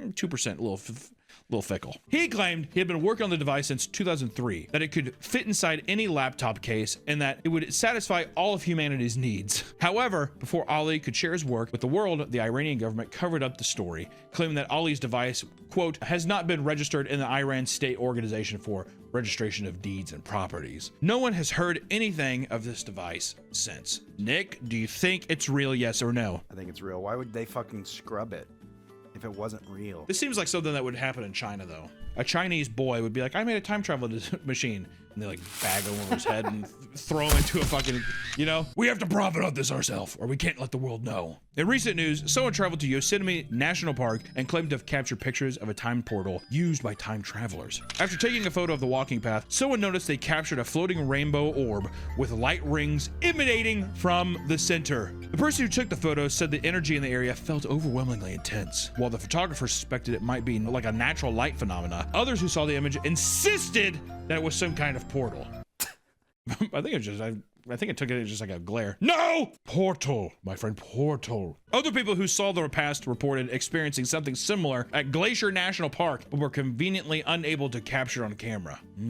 Although some thought it was caused by the time traveler, one comment pointed out it was most likely a rare occurrence called an earthquake light. These lights usually appear near areas of seismic activity and are often multicolored. There's no definite explanation for the cause, but one theory suggests that they result from electrical charges released into the air by the shifting tectonic plates. Here's our, this is where we found that information. I don't know, all right? Who fucking knows? Earthquake light. Did you know that was a thing? I had no idea that was a fucking thing. Earthquake light. The world is moving, all of a sudden it's just like, light. I want to believe portals and magic exist. I want to believe everything. I'm tired of not believing in anything, dude. I want to fucking believe in everything. If I was there, I'd try to jump through it. Give me a fake. Yeah, I would. That's a good idea. If you're talking about the earthquake just makes light, how do we know that the earthquake isn't just making a fucking portal? What if you jump? Hey, what if the portal's making the earthquake? The time travel. Stop. We have got to be careful with this information. Every time there's an earthquake, it's just a fucking time traveler's portal. That'd be an interesting little story, huh? Just sitting there every time someone comes back, a fucking city gets decimated. Oh yeah, that'd be really good. A huge national disaster. Then you have a thing too where it's like the moral or ethical dilemma of being like, we have to go back and tell them, but by doing so, innocent lives will be lost. TM, trademark, that's car, copyright, Nick, trademark it. It's like the trolley problem. Do I go back in time to save millions and kill thousands, or do I let millions die? I'm gonna choose a scenario where I save everyone and no one dies. That's not an option. It is in my reality. There are all sorts of wild time traveler stories that have captivated people and left them unsure of what to believe. Look no further than the story of Missouri time traveler. Some consider his story to be an urban legend, while others are left unsure. Coast to Coast AM was a late night radio show hosted by Art Bell that revolved around conspiracies as well as paranormal activity. And in 1995, they did an interview with a strange character dubbed Michael Madman Markham, a man who claimed to have successfully invented a time machine. During the interview, 21-year-old Michael explained how he had built what seemed to be a time-traveling device from modified Jacob's ladder. At one point, he saw a soft light appear over the device. He tested it by throwing a screw into it, only to have it disappear and reappear on a table nearby, potentially sending it briefly through time. After 3 attempts, the device caught fire and was destroyed. This caused him to put it together and plan to create a much larger and more powerful version, something that requires much more voltage. Instead of spending several thousands of dollars for his own power transformers, he formulated a heist to steal them. He got a couple buddies into a pickup truck and went to a power company in broad daylight to steal 6 industrial power transformers, okay? I can't even imagine how much that is. Also, how fucking dangerous is that? All right, boys, we gonna steal them. We going back in time. Let me just say this. Would you want to go back in time or in the future? Probably the future to see how it all ends. How fucking bleak. My God. I mean, maybe go back in time and see like cavemen take pictures of them like animals. I love this idea of like make like some cave noise sounds. Oh, oh, oh, oh, oh, oh, oh.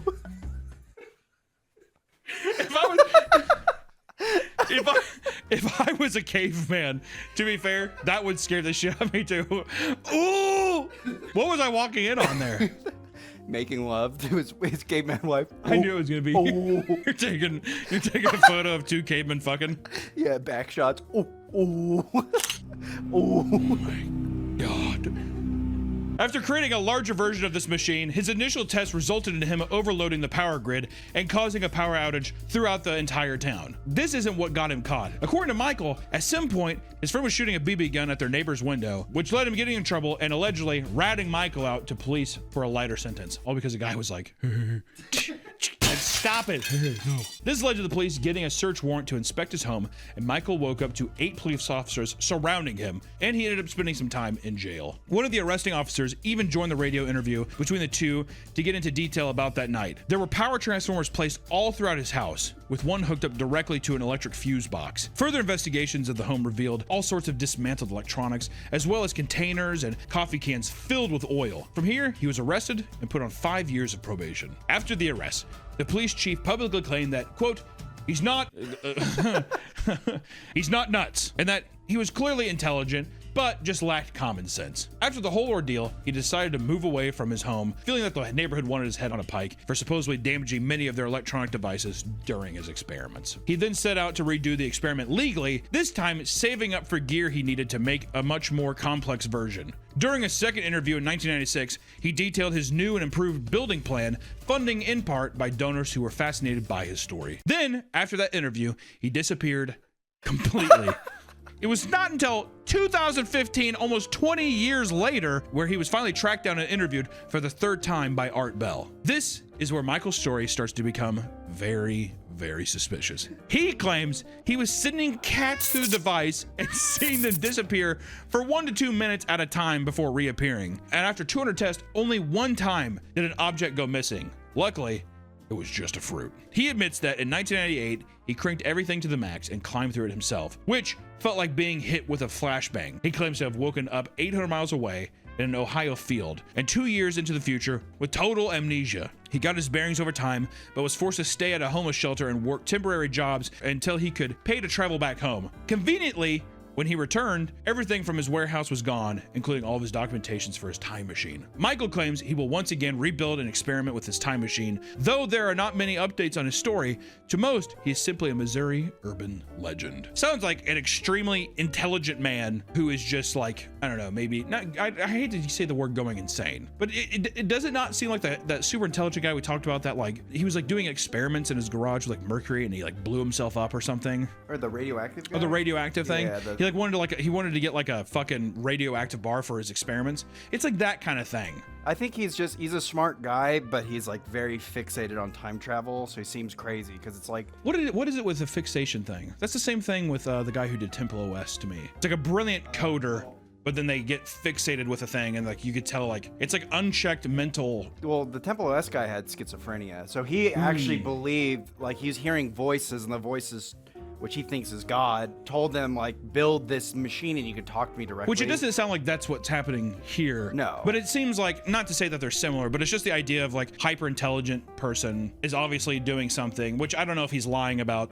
I mean, obviously it seems like the tester lies or they're fabricated in some way, but but it's just this idea of like hyper intelligence mixed with like some kind of mental delusion in some way. Time travel, like most things, sounds simply too good to be true. As much as we want to believe, it's hard not to be on guard when you hear stories like this, right? It's the same as prophetic doomsdayers and, you know, like almost like cult-like stuff, or it has that kind of smell or stink to it. There's always a chance that time travel will become a thing at some point, although likely in a far less interesting way than it's portrayed in social media. Regardless, one thing is probably true. It won't be discovered by some random 21-year-old in Missouri who breaks apart CD players and steals industrial batteries. Or it might. Actually, that would probably, I take that back. It might exactly be that person. Also, the person whoever discovers it too, that's another thing. People who are all on board with these conspiracy things and they're so desperately trying to believe and they're calling into these shows, That's not the person who's gonna make it. The person who's gonna make it is gonna be like a Steve Jobs.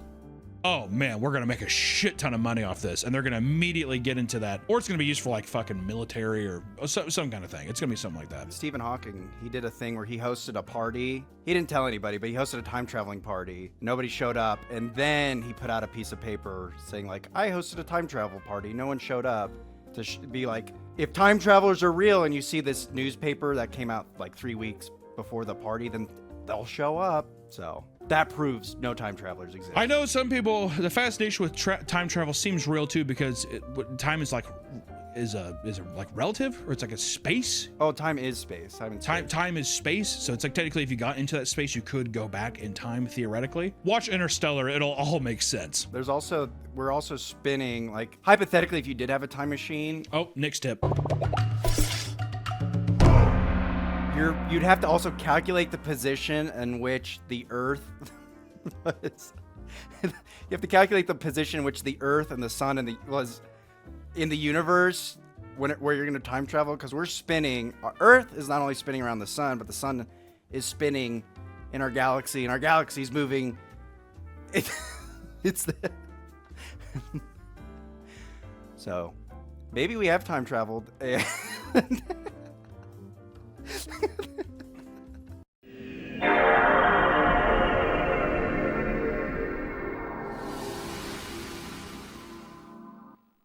Welcome back to the Papa Me channel. How you doing? Come on and sit on down, because today we're talking about game consoles. When big video game companies announce their brand new gaming consoles, it's always big news. It becomes the talk of the internet, talk of the town, and often that leads to greater and greater anticipation for the official launch. You guys remember the Wii?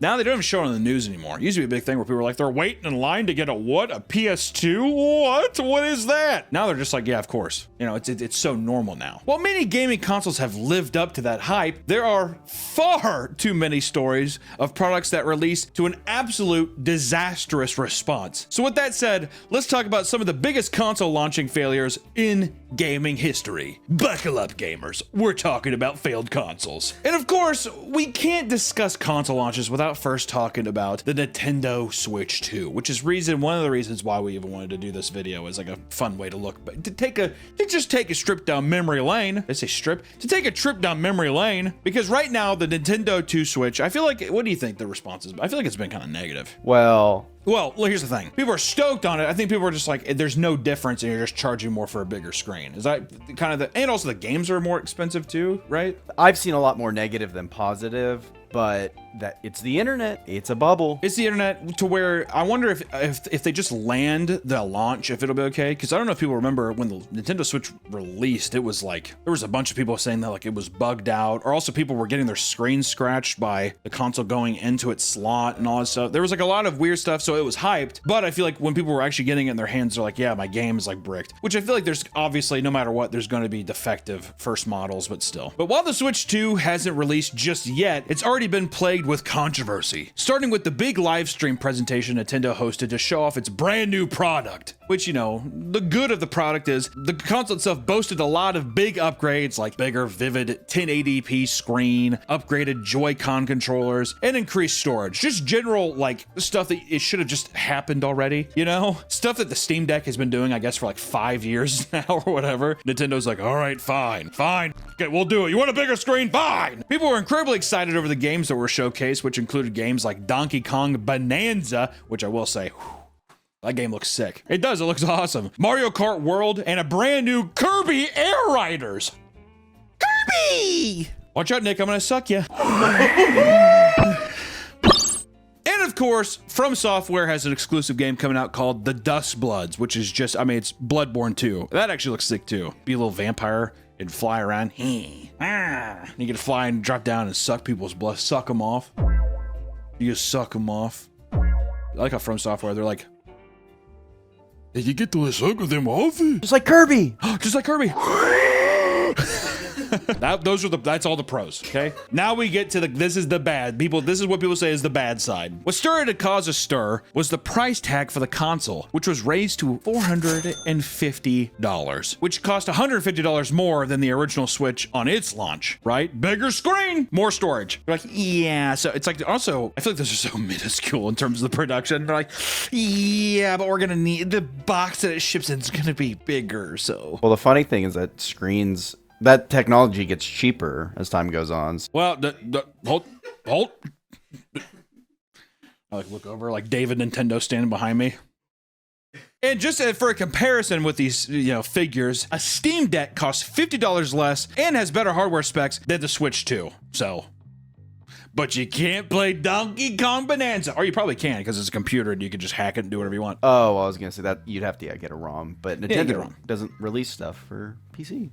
Doesn't really stuff for PC. Listen, I'm just saying the gamers find a way. And if you have a Steam Deck, it's having like a portal gun or some shit, You can do whatever you want. And to add insult to injury, the Japanese version of the Switch will only be $350.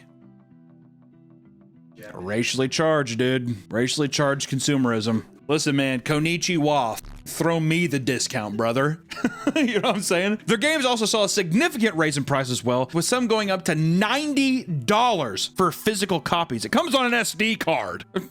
That's another thing. A lot of them are download only, and then some are SD cards that only unlock a code. Yeah, which I hate. Like, let me have a physical copy of something. Nintendo, they're positioning themselves with like cringe streamers that are like, if we just don't want a game on something, we can just delete it and then no one gets to play it ever again. There's no way to retrieve it. How stupid is that, dude? I don't know. This had many people panicking that this would cause a chain reaction and video games as a whole would see a universal price increase. That's gonna happen. That's just gonna happen. It is. People are like, well, people paid $90 to play Donkey Kong Smash Through a Rock. Why? I mean, Call of Duty, the new Call of Duty is gonna be $90, 100%. Assassin's Creed, whatever, $90, 100%. Absurd rumors began to spread about Grand Theft Auto 6 might end up costing $150. Worth it. Yeah, some people are like, I'd pay it. And I know, and the thing too is people would pay it, because they're going to jump through the loopholes of like, well, I'm going to be playing this for the next 15 years. It's $150 now for I had 15 years of pleasure, of pure pleasure.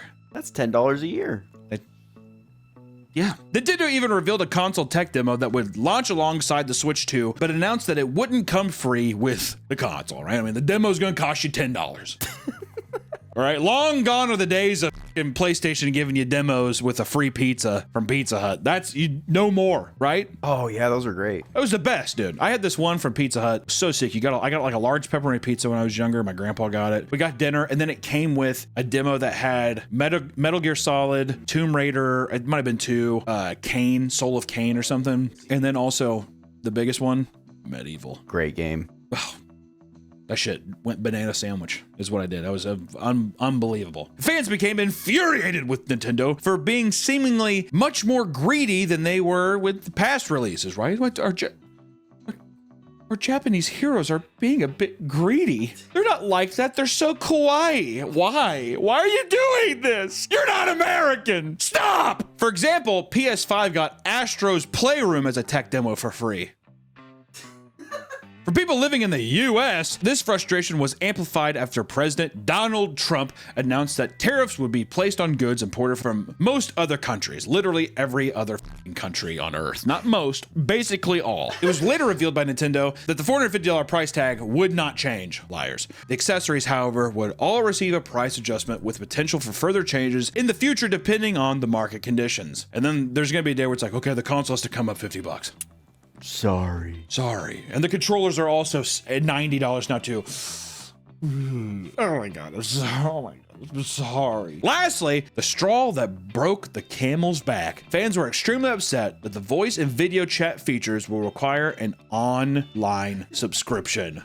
Not Nintendo! But even with everyone complaining online, the Nintendo Switch 2 sold out in a matter of hours in the United States. And this is just the most recent outrage, right? I wouldn't even say it's not even the biggest. This is just over speculation of what's going to happen. And people are still like, we'll pay it. I don't care. But let's go back in time a bit and talk about older consoles, like when the Xbox 360 released. While the console itself was a pretty massive success, it had its fair share of problems at launch, namely hardware complications. I think everybody movie. I think they all rolled their eyes and they knew exactly what was coming.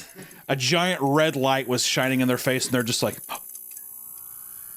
No, please no. People were reporting crashes, glitches, overheating, and hard drive malfunctions, and alongside it came the infamous Red Ring of Death, which is so crazy. I just want to say the Red Ring of Death is like such a household. It's like literally like Jesus Christ, Red Ring of Death. It's like it's that because even the parents were affected by it because kids would be like, I can't, it's and you had to pack it up and ship it back, and they'd send you a new one, and that motherfucker had the Red Ring of Death too. Brutal, bro. This was an error caused by the failure of hardware components, sometimes leading to startling errors like piercingly loud sounds coming out of your console. When that motherfucking red thing come up and then the whole game freeze and motherfucker be like, man, what the fuck is going on? We can't play. What's going on? Yo, doing that too? It was, oh my God. And in most cases, the Red Ring of Death would essentially brick your device and you could send it to Microsoft for repairs, but there was no guarantee that some error wouldn't happen again down the line. AKA, let me tell you, me personally, went through 4 of them. Not even joking, I sent 3 of them in, the 4th one finally stuck. But by the time the 4th one came in, they did the re-updated one to where it had like the touchpad power button, and those were great. And they were cheaper. I felt like a real dingus, let me tell you that. Other gamers started figuring out how to fix their consoles at home by employing absurd methods, like putting the motherboard in the oven or wrapping it in a towel while it overheated. That was my brother. He started a business. I'll fix your Xbox 360, and then yeah, you just throw it in the oven. So what, did it work? Why? What temperature was he throwing these bad boys in at? 450 on broil? Microsoft responded to the non-stop reports of hardware issues by extending the warranty and sending an empty box through UPS to customers so they could ship it back for repairs. A move that ended up costing Microsoft over $1 billion. I remember going out to the curb and like meeting the UPS guy and looking in the back of the UPS truck and seeing wall to wall, Xbox returns. When they found out about it, the head guy was just like, basically talked to them like, we need to send this out now. And he's like, well, how much is it going to cost? He's like, it's going to cost like 1.5 billion. We have Skyrim and GTA 5 coming. We'll financially recover. We'll be okay. It took 2 years and 3 different versions of the 360 until Microsoft was able to fix the problem permanently. Maybe not even permanently. I'm not going to put permanently on that, actually. They pretty much fixed it. The Red Ring of Death was such a huge issue that an estimate of over 50% of the original run of Xbox 360s have died so far. Contrast that with its competitor, the PS3, having only a 10% death rate. Still kind of high. Yeah, I was going to say the normal like percentage is 3 to 5. 3 to 5. So even the PS3 is just like, they're lucky. They're like, all the had was Resistance, like the Resistance franchise, and they're just like. Aside from the main console, there was also another great failure released by Microsoft around the same time, which we can just caveat because it was a 360 product. We're of course talking about Xbox's Kinect. Xbox just seems like such a worthless company, dude. Microsoft just drops the bag so much on so much shit. They're dying. They have no exclusives anymore. Well, that's why they just buy up like Bethesda. They buy up game studios and they're just like, so you can still release it over there, but you guys are cool with us, right? Then Todd Howard just like fucking, I don't know, jacks off into a cup and he's like, eat it. I don't know where that came from. I like to imagine that the executives, they either subs or they're just like, we're going to play a game of Limp Bizkit. You know what Limp Bizkit is? It's not just a fun band name. It's where like the guys in college, everyone off into a cracker first and whoever finishes last has to eat it. That's what the Xbox execs and the Bethesda team do. We're thinking about doing Fallout New Vegas again. We're playing right then and there. Really? Did Oblivion Remaster do well for him? Oh, huge. Really? There's a bunch of pictures going around with it's Giga Chad, Todd Howard. Gamers have to be probably the worst fandom, right? Most toxic. Most toxic, I'll say that. Of like, they either love you as a god or immediately they're just like, kill that motherfucker. Because I thought people hated Todd. And also he's friend. Did you see that thing with him and Elon on that game panel at E3? So awkward. So uncomfortable, dude. Anyways, the Xbox Kinect was a motion sensing device that was released in 2010 to be used alongside the Xbox 360 for a unique gaming experience, which is one of the funniest. Like watching the Kinect release is like one of the funniest things. It's like you play as a mom, like talking to like an autistic child, and he's like, "Did you see that? How he responded? He could tell that Jennifer didn't, that she was not giving him respect." Whatever. It's like so scripted. scripted. You know what I mean? There's no way that's what the experience is going to be like. But my friends, for $150, you could use the Kinect to control games using only your body and voice. This was an attempt to keep the Xbox 360 interesting and relevant until 2015, according to Shane Kim, the former vice president of Microsoft. I like how they're just like, we just got to hold off. We just got to hold off until 2015. But at E3 in 2009, Microsoft unveiled something called Project Milo that demonstrates its capabilities. This tech demo, which was suspected to originally be its own game, essentially allowed you to interact with a 10-year-old AI child named Milo. It's one of the funniest things ever. Hi, Milo. How you doing? Hi, Claire. You okay? Actually, I'm a bit nervous. You? Nervous? I don't believe it. The character was built to respond to your words and gestures, constantly updating its personal dictionary in order to stimulate a lifelike and constantly evolving companionship. Raising a child is what it was trying, is what Project Milo was. The developers in charge bit off way more than they could chew, making it increasingly difficult to convince Microsoft that the idea was worth prioritizing, foreshadowing the future of the Kinect device. I think once they saw this, they were just like, uh-oh. Millions of Kinects were purchased, but the games released at launch to utilize the controller were incredibly lackluster. I'm pretty sure there was like a riverboat ride where you literally just do this. You just lean and you just go down a river. More than that, the device was another example of Microsoft's shoddy hardware, often not responding to voice commands consistently. Hype for the Kinect died down incredibly fast, but Microsoft wasn't ready to get rid of it yet. When the Xbox One was showcased at E3 2013, it was announced that the Kinect would be bundled with it and required to be plugged in at all times for the console to operate. That's also some like shit where I think at the other end they were like selling people's information or whatever. When the Xbox first came out, they realized that the thing is always, because I think it's LiDAR, it's always on. It's always like shooting out something. So people are just like, oh, you're going to spy on me in my home. Yes, and they were. Microsoft was definitely doing that. This received a ton of backlash from users who had no interest in the Kinect, and on top of fear that the device was recording people for the purpose of targeted advertising, which it was. It definitely was. Microsoft backed off, removing the need to have the Kinect operating at all times. Still, the console bundle caused the price to be $100 more expensive than the competing PS4 at the time, which began affecting sales months after its release. And eventually, they gave up on forcing the Kinect onto consumers, and they sold the Xbox One without it, and later removed the dedicated parts for it. And by 2017, the Kinect was discontinued completely. Which I think the peak of the Kinect was JonTron did a video that you used the Kinect for like a Star Wars dancing game. Oh my god! That was hype. And then also I'm pretty sure the absolute pinnacle was they used it in Paranormal Activity 4. That's it. Maybe you could have made a good game, I don't know. Instead you just had people clowning on you the whole time. Even though the Kinect was a complete failure for playing video games, it found a new lease on life when it started to be used in 3D scanning, motion tracking, and even CT scanning in hospitals. I love that it's just like the laser is so powerful that they're just like, let's just I don't want to be in a riverboat, just give it to me. We can like actually help human beings. Now let's talk about a console that had a launch so horrific that it completely disappeared off the face of the earth. This is my favorite failed console of all time. Of course, I'm talking about the Ouya. One of the funniest Kickstarter campaigns of all time. One of the funniest CEOs to overhype it. My favorite clip is that one where it's I feel like I'm just saying a bunch of Crowcab clips. Shout out Crowcat. First off, like it was such a great YouTube channel, but I just love the part where she's just like, we have a touchpad on our controller. No one else does that. And the guy's like, the PS4 has it. And she's like, you're right. Our controller has a touchpad. You're not going to find that somewhere else. And the reality is... The new PlayStation 4 controller has a touchpad. That's true. It's awesome. The Ouya was a big deal back in 2013, as it was one of the more popular attempts at a console that wasn't just tied to the big three, Sony, Microsoft, and Nintendo. And effectively, we're trying to disrupt an established industry. It takes a lot of guts and courage. Well, I wasn't a female, I say big balls.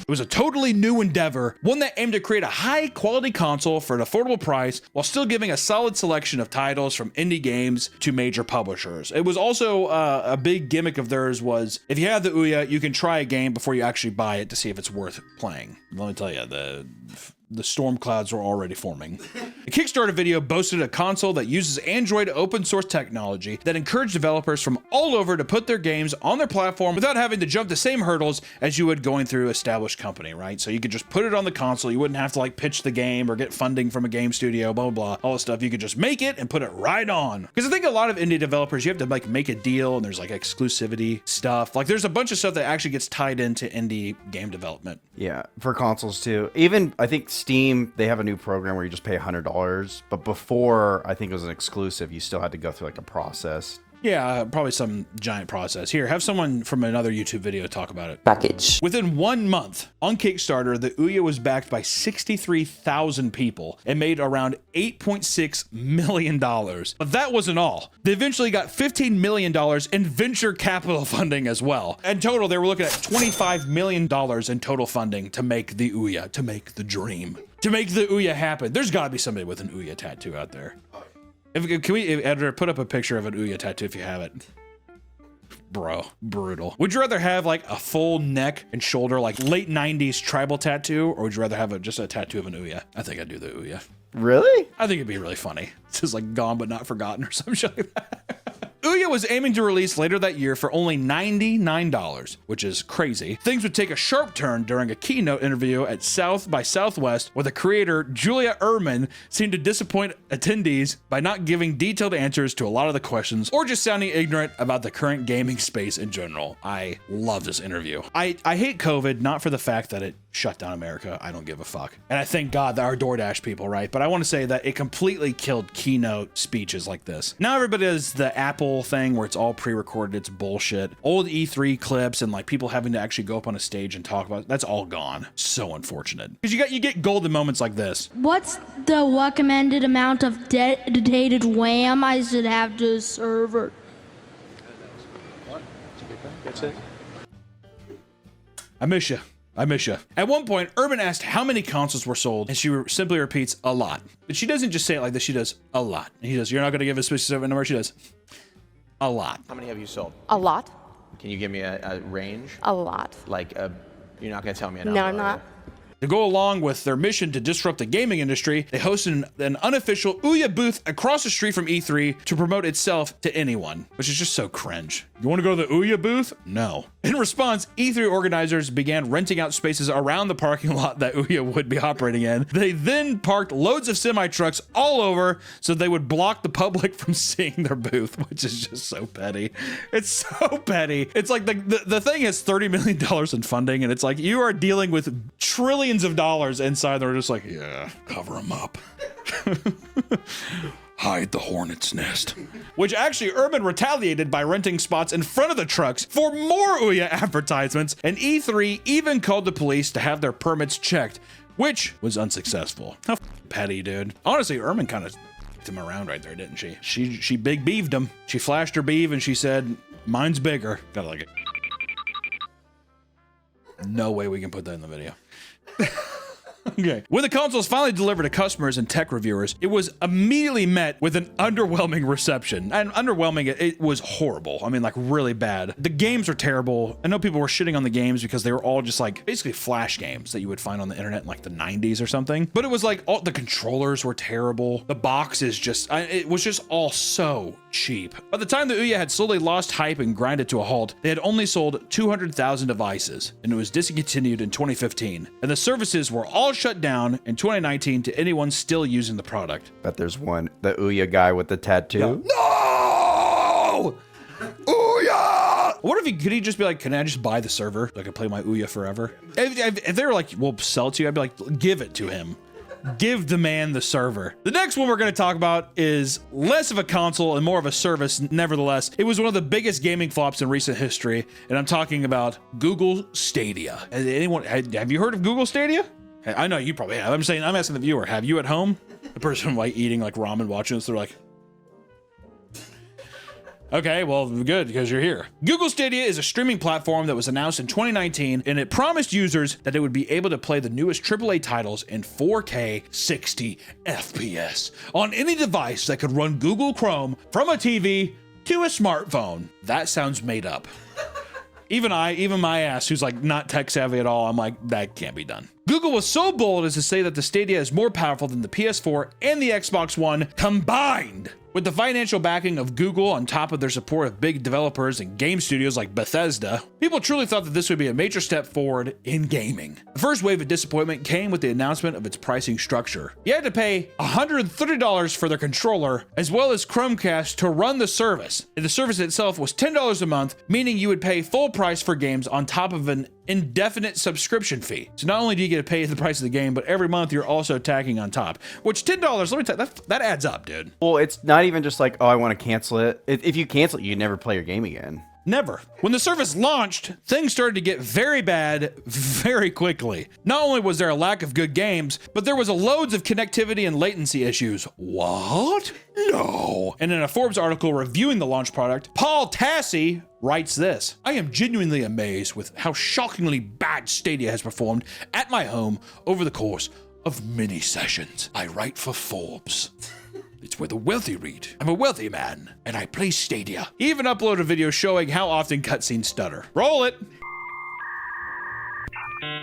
What's more is many of the features Google boasted were missing, like the true 4K gameplay or streaming directly to YouTube. They continued releasing third-party games, but the spark had been dying down for a while, to the point where Google shut down its service in 2023. Many employees learned of this through social media and not from Google, including people in the middle of developing games for the studio. So like they're like, yeah, it shut down. They're like, what? What? They're all programming in the back. That would suck, dude. Well, at least we have the Stadia.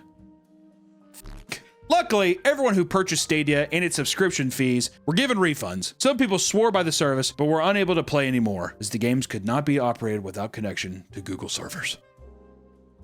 Now let's go back and talk about an older and much more bizarre console launch, the Nintendo Virtual Boy. Some old heads definitely just perked up.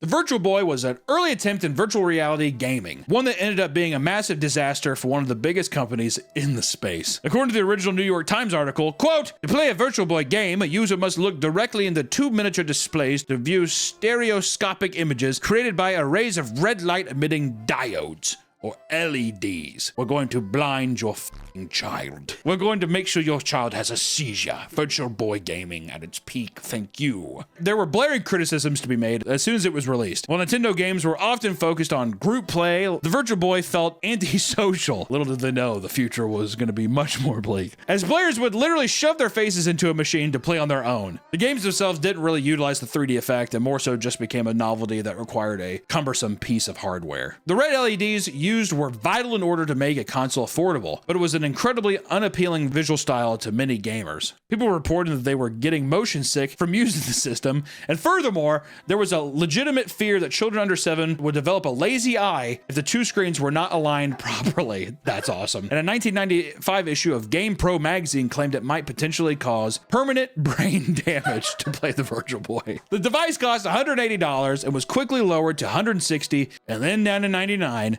after its release in response to poor sales. Only 770,000 were sold, and the negative response pushed Nintendo to discontinue the product after 6 months. But we could talk about a unique type of console failure. It's normal to see celebrities push their brand by selling products, like many celebrities do with alcohol nowadays. I feel like every celebrity has an alcohol nowadays. A lot of gin, too much gin, some tequila. Mostly tequila and gin, that's the big thing. But how about a celebrity that tried to sell a gaming console? Like my boy Soulja Boy. He tried doing Soldier Game. How did he not call it the Soldier Boy? What the f? It's just called Soldier Game?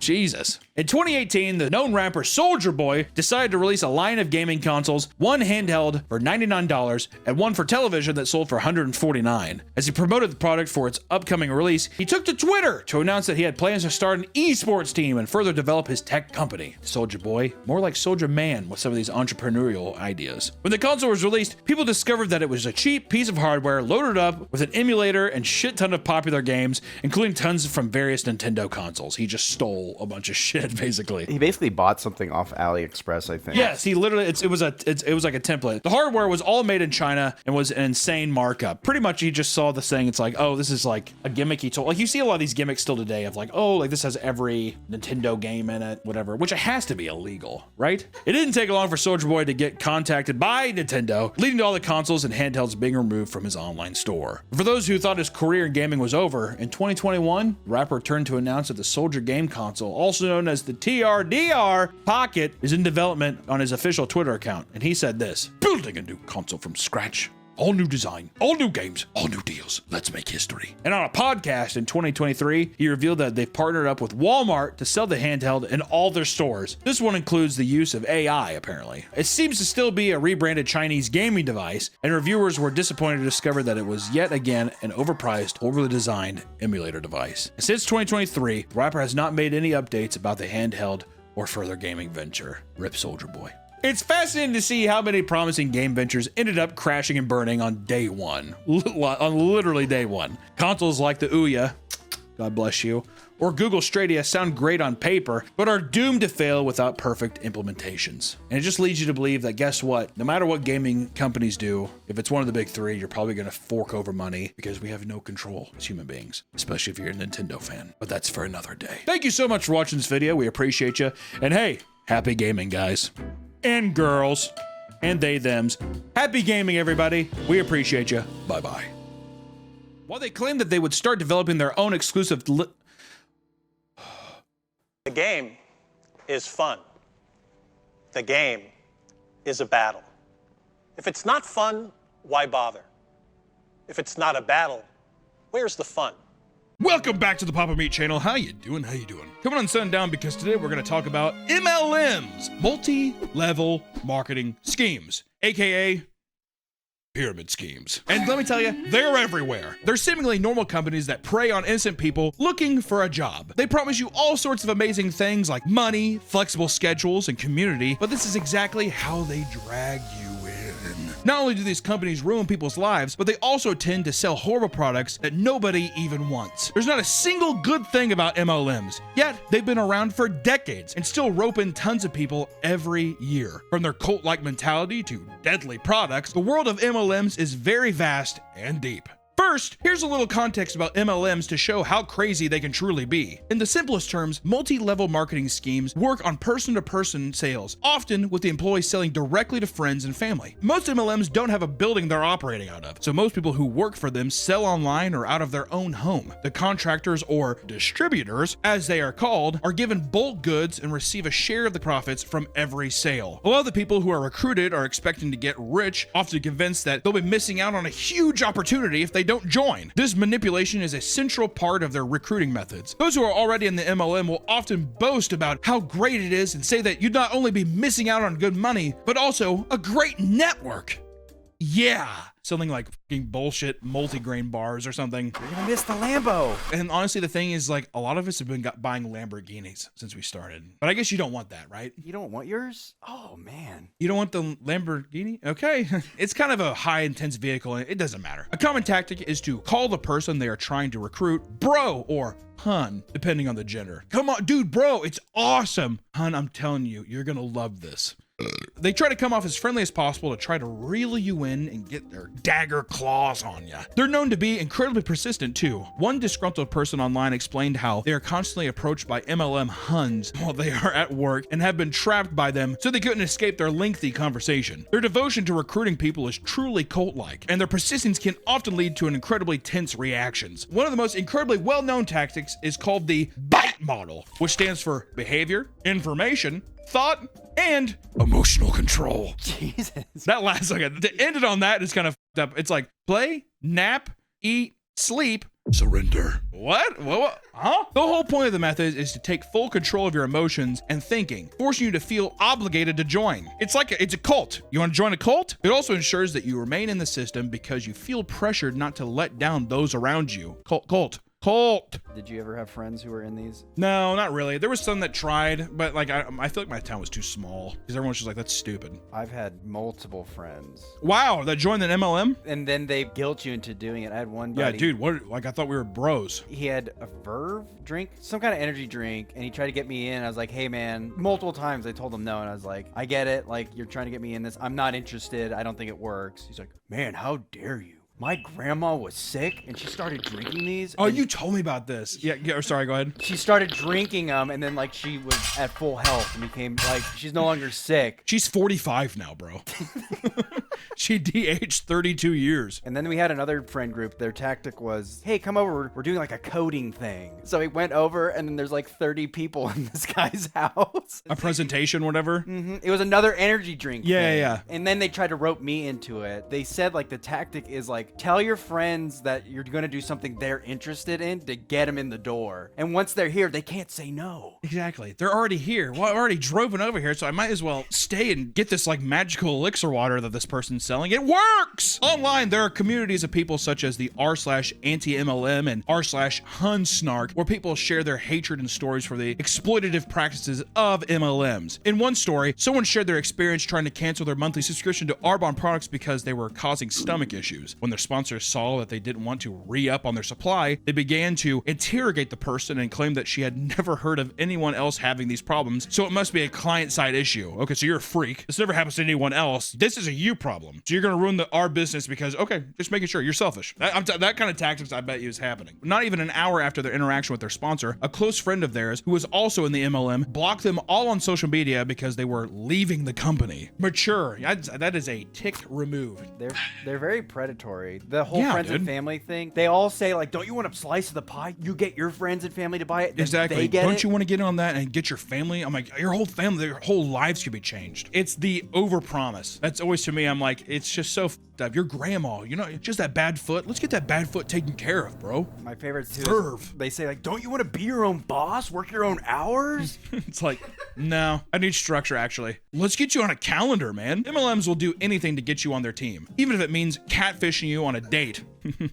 A super common way that sales reps for MLMs meet new customers is by taking people on dates to have private one-on-one conversations. One man matched with a girl on Tinder and both agreed to meet up at a coffee shop for their first date. When they arrived, they sat down and things seemed to be going well. When the dude gets up to get his coffee, he returns to find another girl sitting next to his date. As it turns out, this was her business associate, who went on for 15 minutes explaining the MLM, trying to get the guy to join. He told him that he had to take his dog to the vet, and they got up, leaving both girls angry that he rejected their once-in-a-lifetime offer. Which is actually, for women, that's a crazy good scheme. Yeah, that's a very Evil, and it's just like, oh, hey, and like you're flirtatious at the beginning too, like, oh my god, this is going well. That is a crazy pyramid scheme tactic, dude. just to push some energy drinks, man. Do you think the money can be that good? That's the thing. It can be good because the people who are actually getting the suckers to sign up under them, those are the guys making the most money. Mm-hmm. Like, well, yeah, the person at the top. Yeah, like the top and then probably 2 rungs down. That's it. And like if you are even below that guy, you're kind of,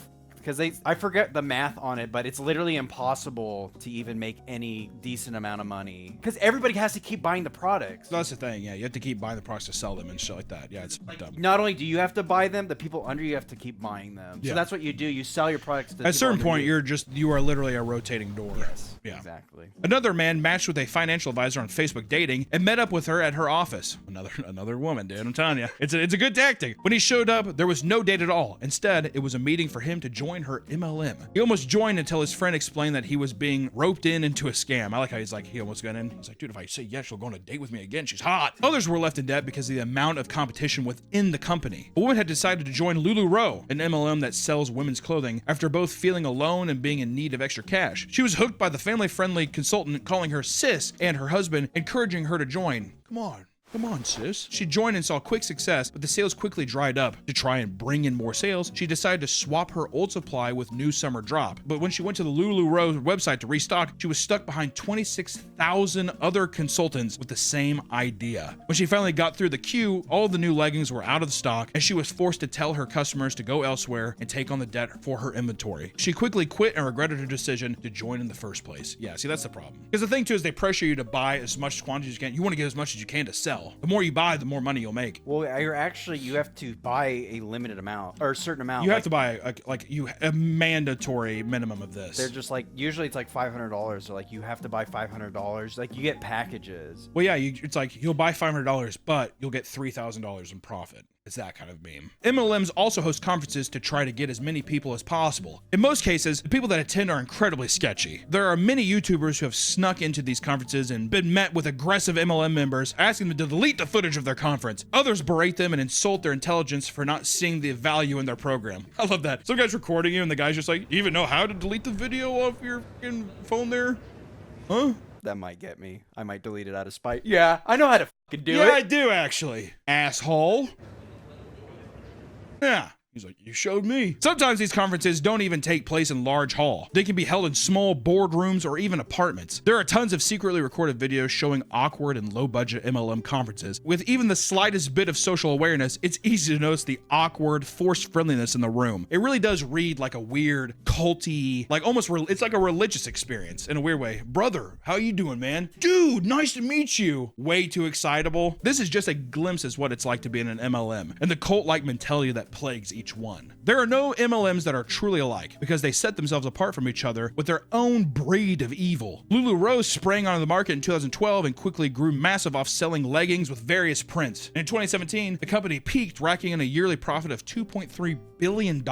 However, their leggings empire would crumble when employees began to share their mini horror stories. Many of the contractors said that they were in massive debt because the company required them to buy massive amounts of stock before they made any sales. Roberta Blevins started working for LuLaRoe in 2016 and saw some success selling leggings. However, when she initially joined, she had to spend $9,000 on inventory. $9,000. That's crazy.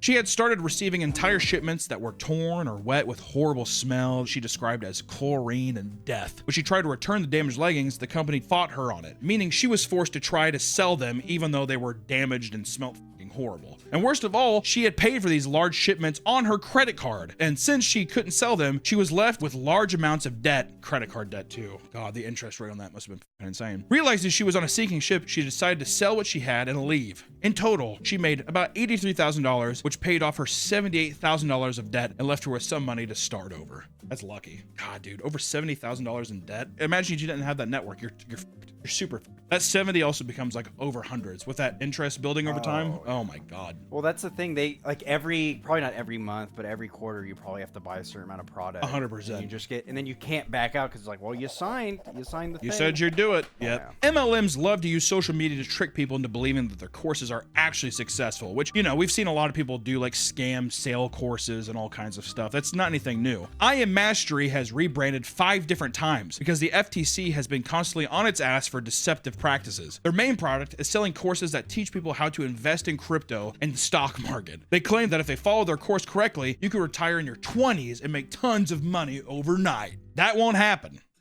All right, that's a fairy tale. The whole thing was set up for failure because the teachers of the courses are unqualified and have 0 investment credentials. This resulted in a dropout rate of 60% in the first month and 90% after 6 months. Nobody ever made money with the course, and those who did were actually just recruiters getting bonuses from new hires. And in 2025, the FTC took I Am Mastery to court for stealing $1.2 billion from its consumers. And since then, multiple top salesmen have been ordered to pay millions of dollars as a settlement. In modern day, crypto is a hot commodity for MLMs, and they are taking advantage of it in full. OneCoin was a company that boasted about mining a crypto that would topple Bitcoin and become the market leader.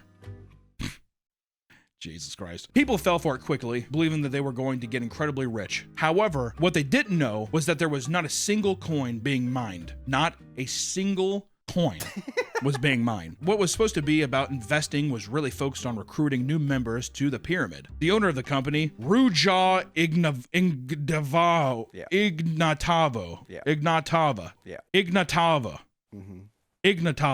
Ruja Ignatova was labeled the crypto queen for her alleged revolutionary coin, but she was nothing more than a thief. In 2017, she disappeared off the face of the planet around the same time the warrants for her arrest came out. She took $4 billion with her, leaving everyone who invested in massive amounts of debt. What a fucking monster. Hope they find that bitch and scalp her. To this day, she hasn't been found and is on the FBI's most wanted list. Please God, put a picture up of her. If you see this woman,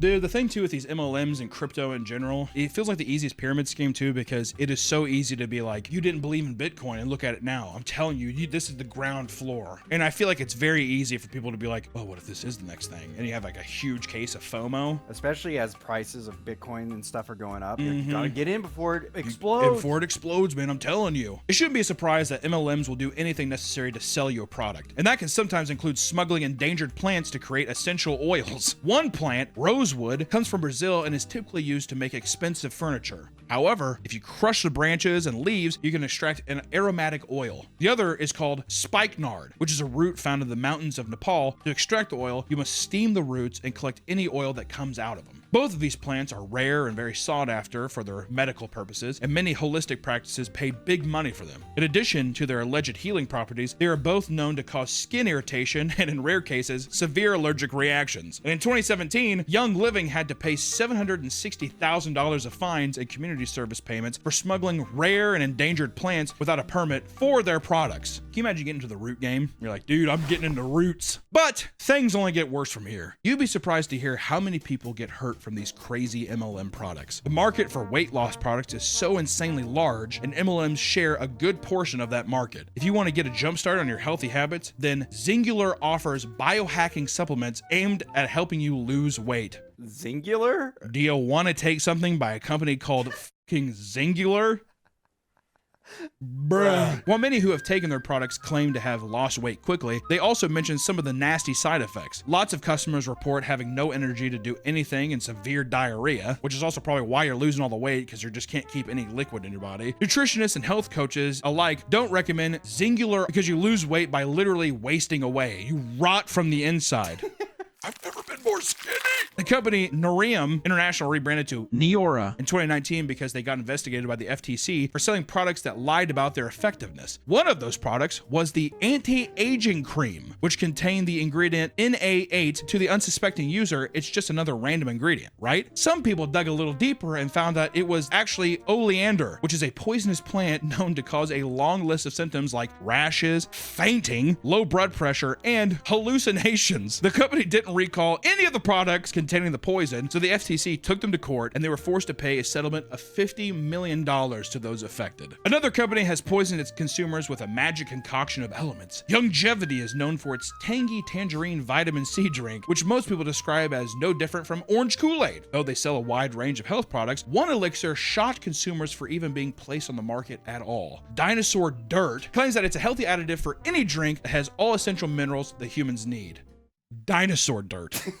The species that went extinct. It has everything you need to stay happy and healthy. The name comes from the plants that are used to make the drink, which they say are the same plants that dinosaurs used to step on and eat. Brilliant. These ancient plants were packed with life-sustaining minerals, and this MLM has been able to recapture them all just for you. This drink comes with great benefits. They claim it can fight off infections, increase DNA production, improve heart function, and even make your bones stronger. The magical liquid also has a big warning, not allowing pregnant women and children to consume it, but why would that be? Well, looking at the ingredients, you'll see that there are tons of minerals that are not made for human consumption. It contains arsenic, which is just such a funny. The first thing, it contains arsenic and lead. Yeah, lead, come on. Which are known poisons, and autonomy is known to cause your heart and lungs to rot away. Dinosaur dirt. Beryllium is carcinogenic. You want cancer? Okay. Thallium is one of the deadliest poisons on the planet, and thorium is super radioactive and causes cancer as well. Dinosaur dirt. I'm gonna put it in my milk. These are some of the most deadly on the list, but beyond that, there are at least 20 different elements in the ingredients that should not be consumed by a human being. I like how they're just like, just pregnant people and kids, all right? The men get a nice big fucking glass of dinosaur dirt. Thankfully, this product is no longer on the market, as Youngevity has tried to bury it into obscurity to never be seen again. If you think this sounds horrible, the horror stories only get worse. A mother had been working for an MLM that sold juice and was so dedicated that it completely ruined her life. She had gone so far into debt to the MLM that she lost her home, and her family had to organize multiple interventions to try and reason with her. So she was addicted to selling them? I can't stop. At least smoke crack. Well, because at least if you got the intervention, at least smoke crack to warrant the intervention. I think it's the prizes, because Arbonne, I had friends. I went into Arbonne too? That were in Arbonne, yeah. Wow. And their whole thing is like, if we get so many sales, we could get to go to Malibu. Oh, so and that's what you were saying too earlier about the Lamborghini. Yes. Well, don't you want the car? Exactly. Don't you want a Chrysler 300? Don't you want a 2010 Chrysler 300? Detroit manufactured Chrysler 300 with a V6 engine? Yeah. Because when you buy the product, you're getting points to that thing. Yeah, it's essentially the exact same thing as back in the day when you bought cigarettes and you could accrue points to get like a leather jacket. That's what it is, essentially, except you have the opportunity to maybe make money. In her final meeting, her family had brought a counselor to mediate. Counselor asked her, quote, "You're choosing between your children and a juice company." She got up and walked out saying, quote, "Yes, I am." So if I was the husband there too, I'd be like, so mommy's going to an insane asylum and daddy's going to look for a new wife. And my kids would hug me and they'd say like, "Yay, thank you, daddy." A similar situation occurred when a woman spent $70,000 on LuLaRoe leggings and used her spouse and parents' savings to pay for it. LuLaRoe needs to be held accountable. I was gonna say, yeah. There's been a lot of LuLaRoe It's a hit stories, piece dude. for- This is a hit piece for LuLaRoe. Just kidding, that's a joke. We have to protect ourselves legally. It's a comedy video. This is a comedy video. I'm just joking around. LuLaRoe's awesome. That's not me shaking my head. I have an itch on my back. That's your Tourette's. Yeah, exactly. That's my tick I have, and I have actually, there's like a bug on my back. I would invest in LuLaRoe immediately. This led to her house being foreclosed and her husband divorcing her. Good man. Yeah. After the divorce, she's still doing MLMs and not making any money. The husband now has to give her half of his paycheck and help pay for the mortgage on top of spending money on the kids while she contributes nothing. That went a little based.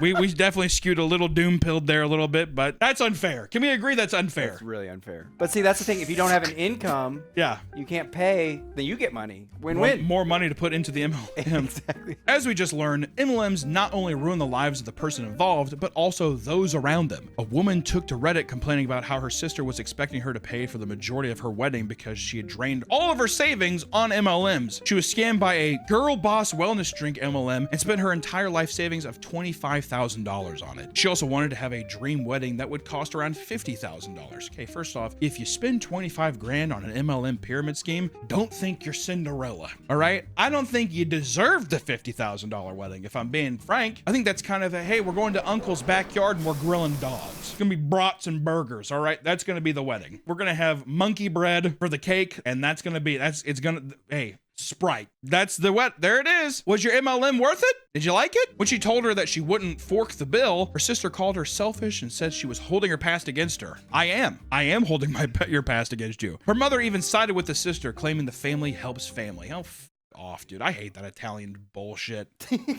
There's nothing that will stop these malicious companies from turning a profit, even global pandemics. In August of 2021, an MLM conference for paparazzi was held at the MGM Grand Hotel in Las Vegas, where employees looked at the new $5 bracelets for sale. Thousands of people crammed into conference halls during the height of the COVID, and as a result, 6 people would die following the event. God damn. What is insane is that no legal action was taken against the paparazzi for gross negligence, and they got off scot-free while 6 people just kind of fucking died. All right? And sometimes the allegiance to pyramid scheme products goes too far, and it leads people to tragic demises. In 2019, a Chinese woman died of organ failure after so relying on MLM health products to cure her fever. Brand allegiance is too strong. I'm gonna keep drinking dinosaur dirt. These ancient minerals will cure me.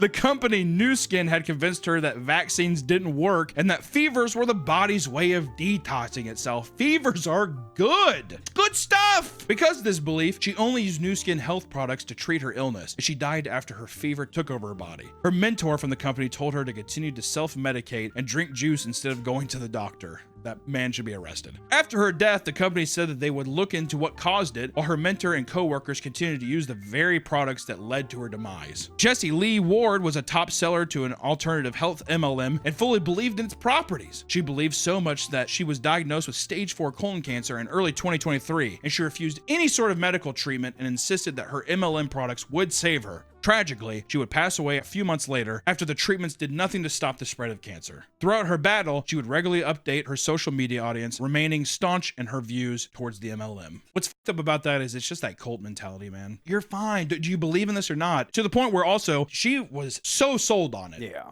It's so sad. Yeah. I mean, it's very... No sympathy at all. Yeah, I guess. We have to pretend to care. God. Sadly, she's just one of many who have fallen victim to the horrible scam that is the MLMs. I hope that after watching this video, you feel more enlightened and equipped to fend off some of the overreaching grasp of the cultish pyramid schemes out there. A lot of the time, I feel like products or people who are selling you on something, it's too good to be true, right? People who are that adamant to be in there, they're being too nice to you. Humans are not nice. Right? You can be passively nice and stuff, but people that are being overly nice and trying to get you in on something, watch it, because that is the door cracked open to an MLM pyramid scheme that is going to fucking kill you. If you yourself are falling for MLMs, or you know someone who has fallen for their schemes, get help immediately. Once again, we will leave a link below. We're doing a lot of gambling addiction and other links here. Here's a link if you do need help, or it's in the description as well. The MLMs and pyramid schemes, I'm telling you, it only leads down a dark road of depression, debt, and in rare cases, death. Not so rare, it fucking happens all the time, so careful. Thank you guys so much for watching this video, and hey, pyramid scheme people out there, go fuck yourself. Bye-bye. Welcome back to the Papa Meat channel. How you doing? How you doing? Coming and settle down because today we're going to be talking about Kickstarter. Crowdfunding websites have been prevalent for years now. Many nonprofits, startups, and even lone individuals have turned to them for help making their creative dreams a reality. Hell, I know I did. 6 years ago now, I did a Kickstarter, made a show. Not sure if anyone remembers it, but it was a show nonetheless. And we did it, and we hit the goals, and I found out that that was not a, that's not a normal thing. A lot of Kickstarters don't usually go that way, which luckily I didn't ask for. I feel like a whole hell of I should have asked for way more, which also hindsight, making an animated show is way more expensive than what I asked for. I digress. Now, just about anyone can have an idea and see it realized without having to have an abundance of capital or influence. So as long as you fit your campaign into Kickstarter's guidelines, you're good to go. There was a period of time too, back in like the early 2010s maybe, there was like an overabundance of people doing it as like a get rich quick scheme. I feel like now it's become a legitimate way of, I see, God dude, self-published books, unbelievable. Board games, holy hell. Comics and books and that kind of stuff, oh my God. Kickstarter is like the best. Whether it's a piece of luggage, a new piece of technology, or a video game, many people have built entire franchises that have started out on a Kickstarter page. Indie games like Shovel Knight raised over $300,000 in 2019, creating a hit game that has now evolved into an entire series. Which if you think about it, $300,000, you know, I think for a lot of people, I mean, it is a lot of money, but goddamn, I mean, so many games, it's like 20 million, you know? I mean, I got 300K and be able to make that is pretty impressive. Even just this year, games like Gundos are soaring over their Kickstarter goals, showing just how much people are willing to open their wallets to a project that they believe in. Not all projects go smoothly, however. You may have heard of infamous campaigns like the Coolest Cooler, which raised a staggering $13 million, only to fully shut down years later after a litany of poor management decisions, and that's kind of what you get into. Also, too, that's kind of a double-edged sword sometimes. You reach a goal, and if it goes way over, you're like, I have no idea how to scale this, and then you become an entrepreneur versus a guy who's like, it was a pretty cool cooler. Put a speaker in the cooler, it's pretty sweet. With people's generosity being the focal point, you probably aren't surprised that there are all sorts of stories in which people take advantage of it. So today we're gonna look at the wild world of Kickstarter, from product failures to full-on scams, and even, we have to throw in a couple of mental breakdowns. For the very few Kickstarters that are actually practical, there are thousands of ridiculous projects that either fix a niche problem or do like nothing. They don't do a single thing. The Licky Brush, for example, is a piece of rubber shaped like a tongue that you put in your mouth so you can lick your own cat. Which I don't know, like, why would you want to do that? It's a novelty product. Yeah, but what's the novelty? Like, the issue is not grooming your cat, but it's the idea of like, even if it's protected my mouth, do I want to lick my cat? It's for people that are like is it role play stuff? It's like, I want to show my cat how it feels when he licks me. So you put the thing in your tongue and you pretend to lick him, and it's cute. You guys bond over it. You like that, Samuel? The project received over 2,000 backers and raised $52,000, and it even appeared on Shark Tank. What did they say on that? What did Mark Cuban say about that? If that motherfucker not get out of that deal, I want to know what happened. But 300K, that's too much, and for those reasons, I'm out. There's also Jellowware, which are disposable cups you are supposed to eat instead of throwing away, and the creators came up with this idea after entering a Jello mold competition. In total, Jellowware had 229 backers and raised over $10,000. I feel like Jellowware and like a bowl of mac and cheese doesn't make sense to me. You know, if it's supposed to be like a bowl, I mean, I guess with a drink, but even then it's like, does it get Jellowware? Yeah, it would get sticky. How would it not? You're holding it, you know? Then there's also Fish on Wheels, and it's a fish tank on a low-powered RC car controlled by the fish inside, because you know they have sentience to do that. The fish tank had a camera that looked down inside the tank so to pinpoint the fish's position and control the vehicle. The developers initially wanted $70,000 and only raised about $6,000 before the project ultimately failed. This was probably because the tank couldn't be filled too high, otherwise the frequent jerky movements caused by the fish panicking inside would spill water all over your floor. I like how it's like it would spill water all over your floor. That's the biggest people's concern. It isn't that the fish inside's being jerked around and probably gonna fucking die as well. I saw a video, something similar, but they put a snake and gave it legs. It's like in a tube and it could walk around. I feel like it would hate that. That goes against everything that it knows, right? Why would you need that? Another failed project is Paul, the sexiest smartphone charger on the planet. which is just a foam bust of a man's body with the phone charger at his penis and a wall charger coming out of his asshole. The creator was seeking $8,000 in funding, but received only a little over $2,000 with a total of 12 supporters, which I will say is still a lot. I like how it's just like, we're gonna give you half a mannequin, and you can like, I guess you could fuck this if you want, or you can like finger his asshole. And some people are like, all right, fine, dude. I mean, $2,000 isn't nothing to sneeze at, right? I don't know. There's also the thinking egg, which had 4 versions, each raising well over $200,000. So we could say almost about $1 million in total. It's literally just a wooden or like metal egg that you're meant to fidget with while you're working at home. It's like it's literally just like a stress. It's not even a stress ball. It's just, you're supposed to just like. Oh, it's like those orbs. Yeah, but they don't look as cool. Those orbs are like. Functionally, there is no difference between the versions except the material they're made of. And on their official website, they charge $17 per egg. You can just go to the store. You can go to the store, play around with a regular egg, and then you get to eat it. That's like, just to be honest, I mean, like, if you're talking practicality and stuff, and if you're like, well, I mean, the convenience of it, I'm like, you can just get a carton of eggs. How often would you play with the egg? And at that point, too, you know, dude, I'd get like, you get anything. You get an orange, you peel it and eat it. Like, oh, my fat ass is just like, can you even eat the egg? You can't eat the egg. Get a chocolate egg. Eat the chocolate egg. Yeah, a little Kinder egg with the cream in it. I never liked the Kinder eggs, I'm being honest. Yeah, the cream is not, like, burns my mouth. Well, it doesn't burn my mouth, but it like, I don't know. It's like so, it makes me so thirsty. You know what else the ones I didn't like was the chocolate oranges. You like the peels? I never tasted that good, did it? Was this just, are we just talking? Creators can get inspiration from literally anywhere, like the creators of the Grilled Cheeses Grilled Cheese Press, who came up with their idea after watching an episode of their favorite show, Glee, titled Grilled Cheeses, which clearly many thought the concept was amazing because the Kickstarter was able to reach its $25,000 funding goal. This is something my grandma would like, I feel like. You'll eat your grilled cheese. Well, now you can trick old people. Mom, look. I think that, yeah, so that's the thing, is people probably got it as a practical joke, trick their grandmother and be like, oh, I love it, like grilled cheese. They probably wouldn't even eat it. There have been thousands of ridiculous products on Kickstarter, but many don't compare to the No Phone. Nearly 1,000 people paid a total of $18,000 for a 3D printed rectangle to combat cell phone addiction. They created a pretend phone to act as a surrogate to any smart mobile device. You can clutch your comfort without having to actually use it, which just sounds so pathetic, doesn't it? Ah. Apparently, there's a study that shows that 3 days without your cell phone has similar effects to cocaine withdrawal.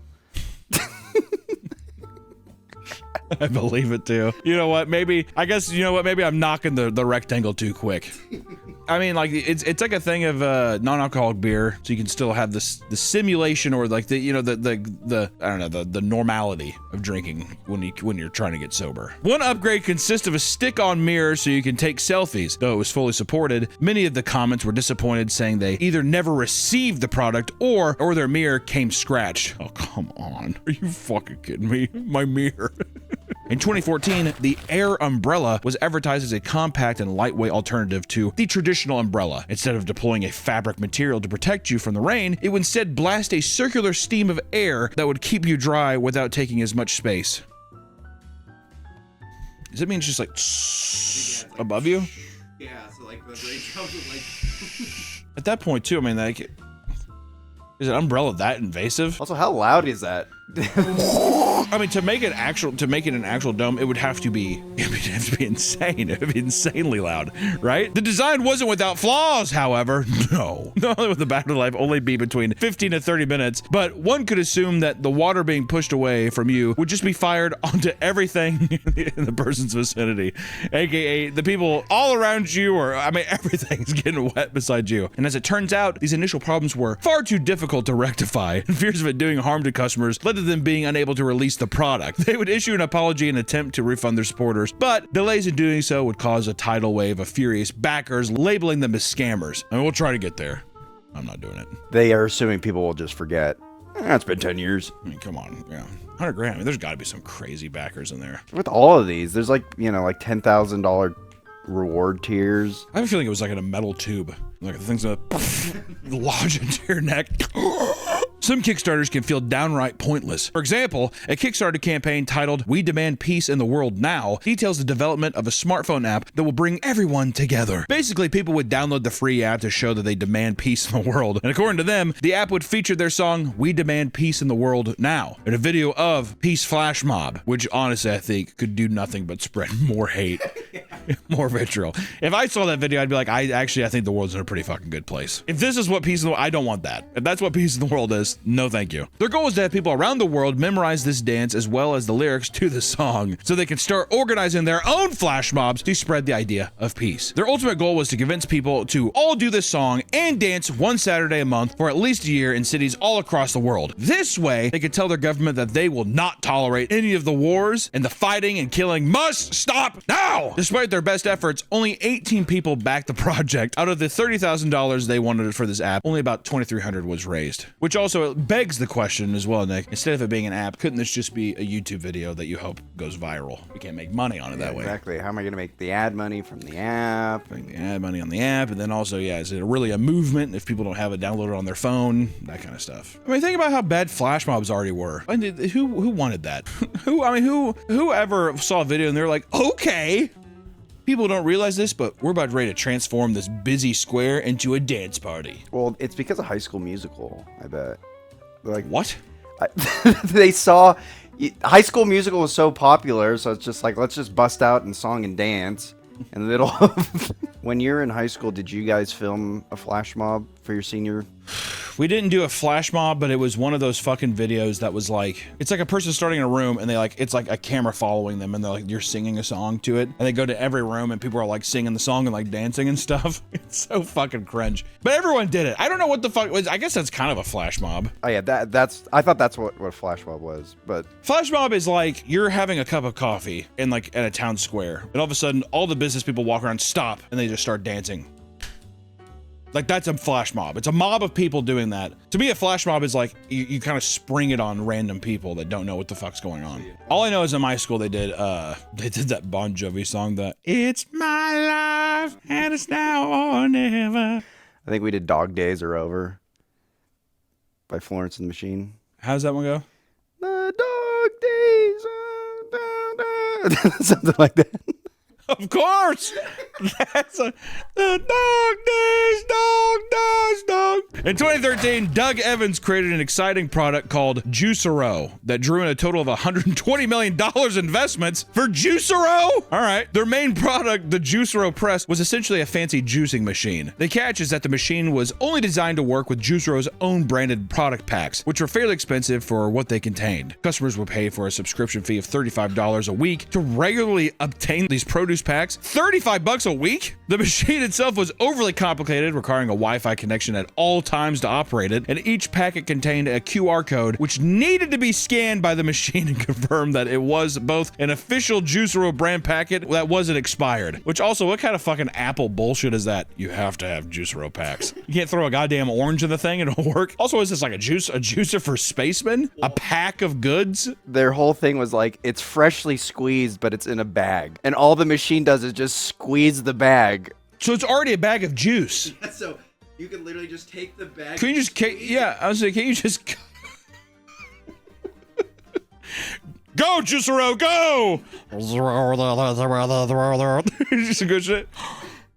My orange juice! At launch, the product cost a whopping $700. While the product was doing all right during its initial launch, they were still losing money due to the high cost of producing it. What is this machine made out of, dude? It's made of gold. All the wiring is gold. Things took a turn for the worst, however. No. When Bloomberg exposed them by revealing that the juicer itself was not necessary to consume the drink.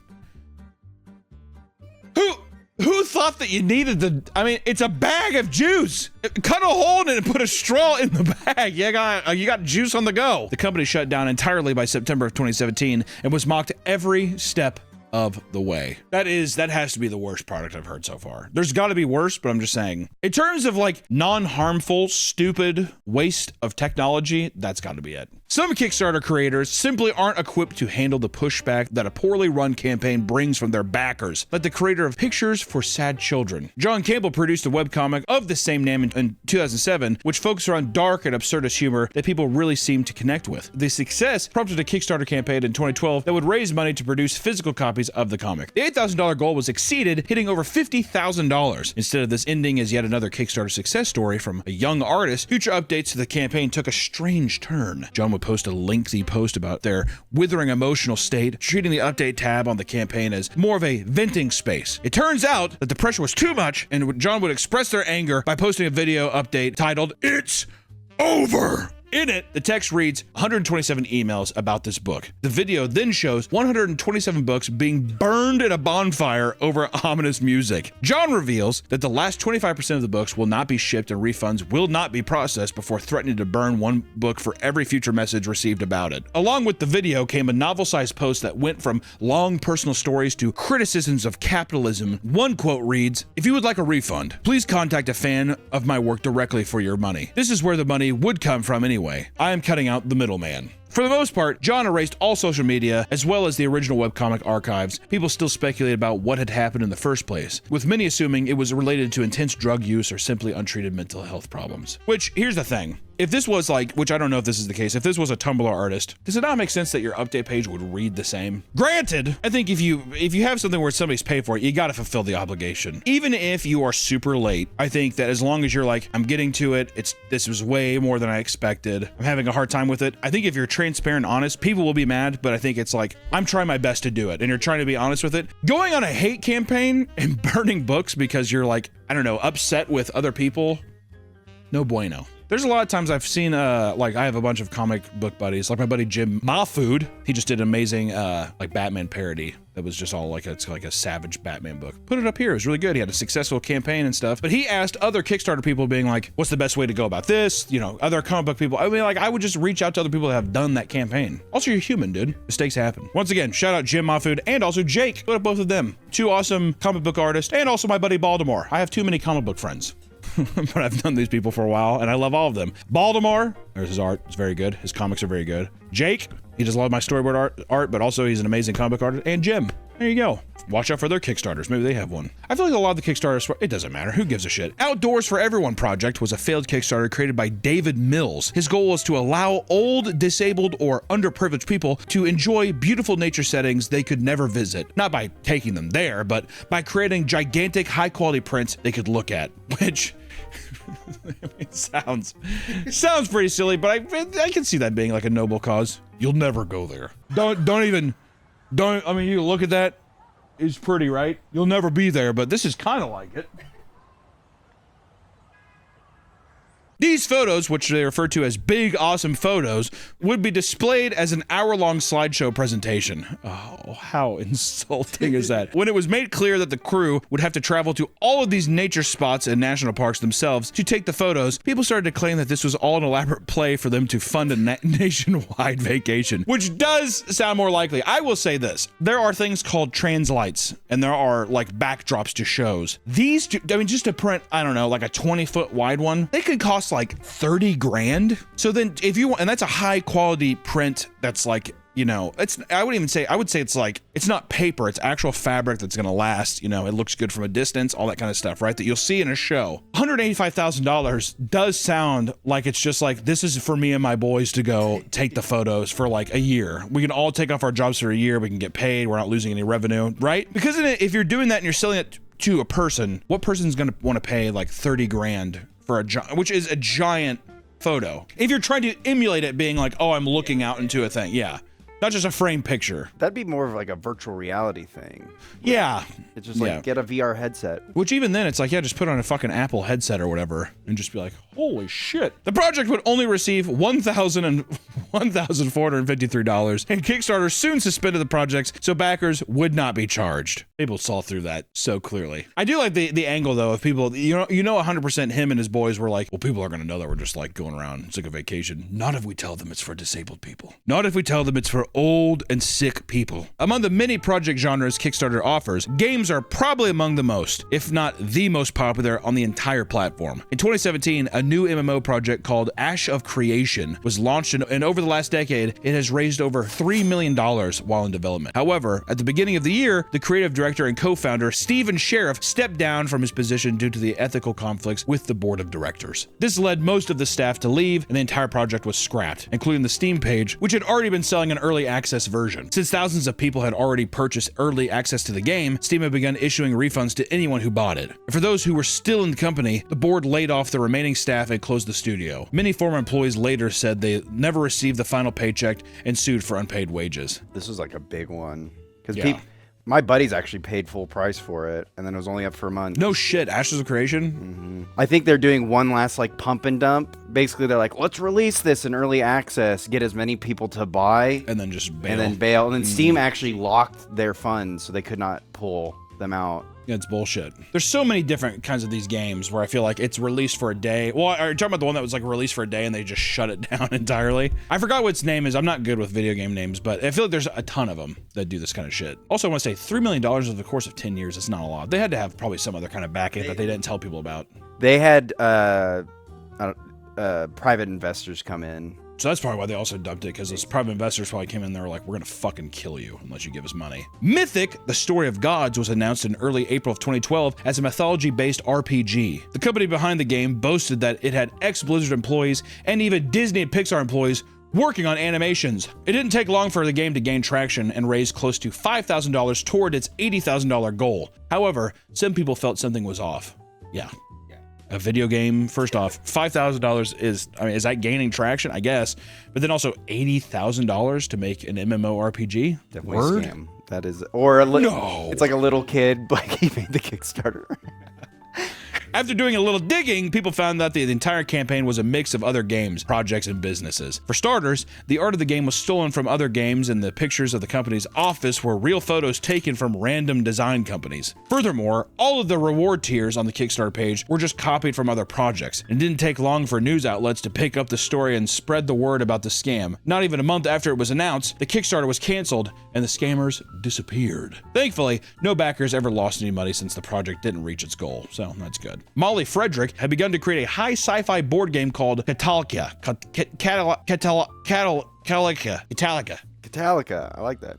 Catalika, which focused on, quote, the experience of living as a member of the stellar consciousness of the galaxy. Like some Evangelion ending, like end of series shit. According to her, it's a cross between Risk and Magic the Gathering. Now you're speaking my language. A decent-sized audience of interested people easily hit the goal of $7,500, which allowed Molly to regularly post updates and stay ahead of schedule. When the product was ready to be shipped out, delays started to frustrate people who would go on to critique her in the comments of the campaign. Things all changed one day when Molly started posting weird updates to explain why things were being delayed. Apparently, it no longer had to do with just printing issues, because she was now being harassed by celestial mass claiming... What? She was now being harassed by a celestial mass claiming to be the sun.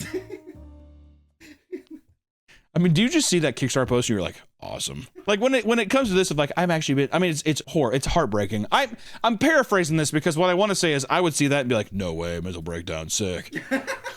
Even though I know it's wrong, but I'm just saying, if you saw that update, you're like, oh, cool, update.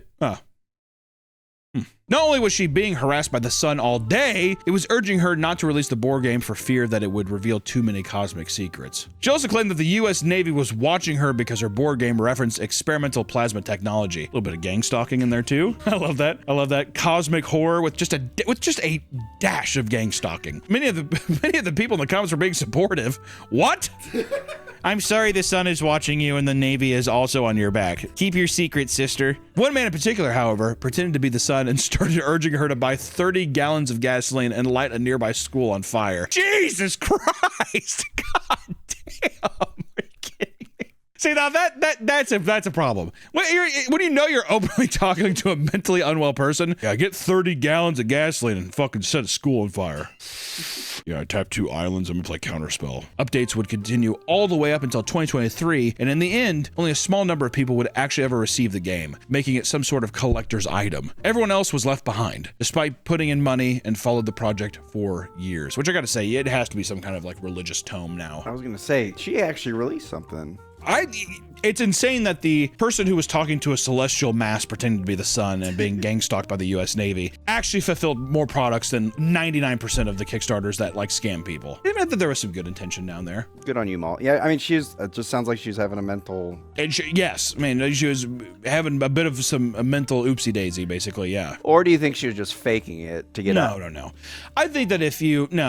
I think that she was probably going through some shit. With the intention still of being like, I want to release this thing, but like physically and mentally I cannot. Most Kickstarter projects rely on advertising and backer interest to succeed, but some people skip making a product entirely and just use the platform to beg for money. Many attribute the rise of beggars on Kickstarter to a 2014 project in which a man simply asked for $10 to make a potato salad. The Kickstarter would go viral and receive over $55,000 in donations and spawn countless other projects similar to it that were just asking for money. Seeing the success from all the potato salad clones, lots of young children and teens started getting on Kickstarter and asking for anywhere from $800 to $2,000 for a gaming setup. And most of the time, the reason they needed such expensive rigs is they wanted to start a gaming YouTube channel or to start streaming, which if I saw that, I'd do. Nope.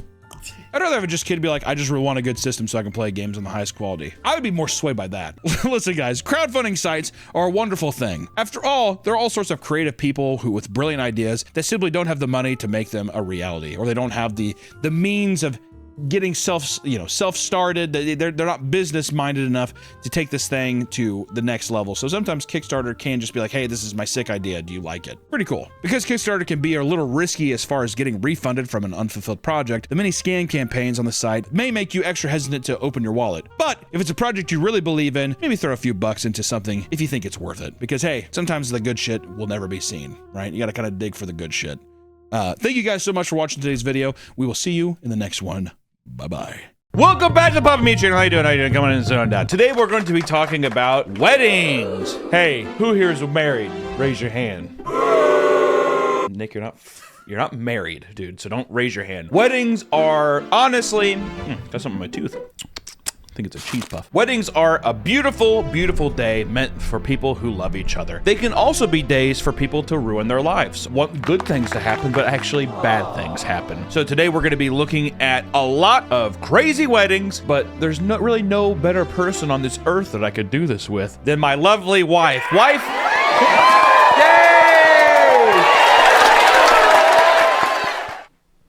Very nice. Why don't you guys start off? Did anything happen on your wedding? Well, I was gonna say, if anything, before we start going into this big document, shut up! He's gonna tell shut up! And bitch about it. I'll tell you what I thought our wedding day was like, and then you can talk about it. Or do you want to go first? Well, I'll go first because you go first then. Okay, I'm not a fucking liar. Give me a rundown of our wedding day. It was at a beach, and we invited his mom and told her we were just gonna do some photos. It turned out it was our wedding, and I came in on a horse down a dune, and the sun was setting, and we got married. It was very pretty, and we took a couple photos. We had some cupcakes, and we had like a drink or two, and then it was a nice day. Don't even talk about the horse going up the hill because it was not that big of a deal. Let me at least say you looked stunning. You look very beautiful. Hold on. The horse on this day almost ruined my entire wedding experience. First off, His name was Pistol. Well, fuck Pistol, He's dude. a good boy. No, he was a big, ugly, big, farty horse. And she comes down this dune. My mom is wasted. So was the person that is renting the horses, and they're screaming the whole time. It was like very white trash. But what happened afterwards, and the ceremony was fine. We have cupcakes and all that. But then I had to walk her back up the hill. Mind you, this is my first time in maybe 15 years doing anything with a horse. And I'm barefoot having to go up this sandy hill. And Allison's scolding me all the way up. She scolded me. She's just like, come on, pull him. People are like, watch your foot. He'll break your foot. He'll stomp your foot. And I knew somebody who's got their foot fucking broken from that. Sand, it wouldn't break your foot. It absolutely, that horse was huge. Pistol was a big boy. More of the story is I'm huffing and puffing up this fucking hill. She's scolding me. We get back up there. I'm drenched in sweat. And we basically just went home after that. But the horse almost ruined the day for me. I didn't say it ruined the day. I'm just saying that Pistol, the horse, I hope he's dead. He's not. I'll tell you what I did. This is also before I hit it big with YouTube. So that's how I knew she loved me. Was I gave the guy $20 and I said, you put that horse down. They did offer to let me come in on a camel, and I said no because I wanted to be on the horse. The camel would have been very funny, like an Arabian Nights situation.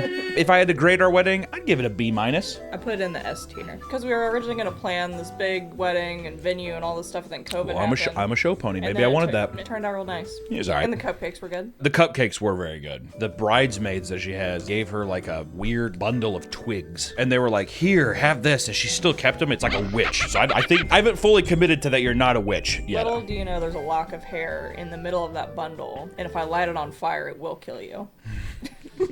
Light it. Please light it. But no, we're gonna start off with section 1. Actually, you say section 1, wedding accident. Section 1, wedding accidents. I need to be a lot more. What do I say? Hold on. Section 1, wedding accidents. That's better. The first one is ring bearer destroys bride. What a title. What does that mean? God, I hate Fail Army's intros. The rings, please. Oh God! No! This guy, he looks like he kills vampires. I was gonna say he looks like a vampire. Actually, you just can't wear circle glasses in general. Also, I don't. He looks tight. If he Doc Martens, are you kidding me? He's got some nice Doc Martens. You know, if he took off that fucking gown, there'd be like a long trench coat. Oh, you know, underneath all that, he's got a huge six-pack. Oh God! Oh God! Isn't? See how she falls in? It seems like she just kind of gives up. Oh God! No, she like definitely tried. That bitch definitely tried. She was like grabbing on and everything. Actually, she's the reason he fell in is because she fucking pulled him in. Don't people say though that like if something bad happens on your wedding, like a horse, that's like bad luck and you shouldn't get married? I've heard before that it means you'll have a good marriage, like it's the opposite. Well, then maybe we should have had our fucking horse stomp my foot then. Yeah. I am uncertain for this future. I am scared. If this was you, knowing you, if you fell in the pool, it would be a wrap. I don't think you can get back up and soldier on. I don't know. I feel like I wouldn't want to be wet. Next one here we have, it's on Reddit, your favorite website. I love the slideshow, and it's just a guy with a selfie on like a cruise, and there's fireworks inside. That can't be a good idea. I like how her hand was just deep in his ass. Oh, I see. As soon as I saw the fireworks inside, I'm like, this isn't going to end well. And then you find out that there's like an entire vegetation like crops up on the fucking ceiling.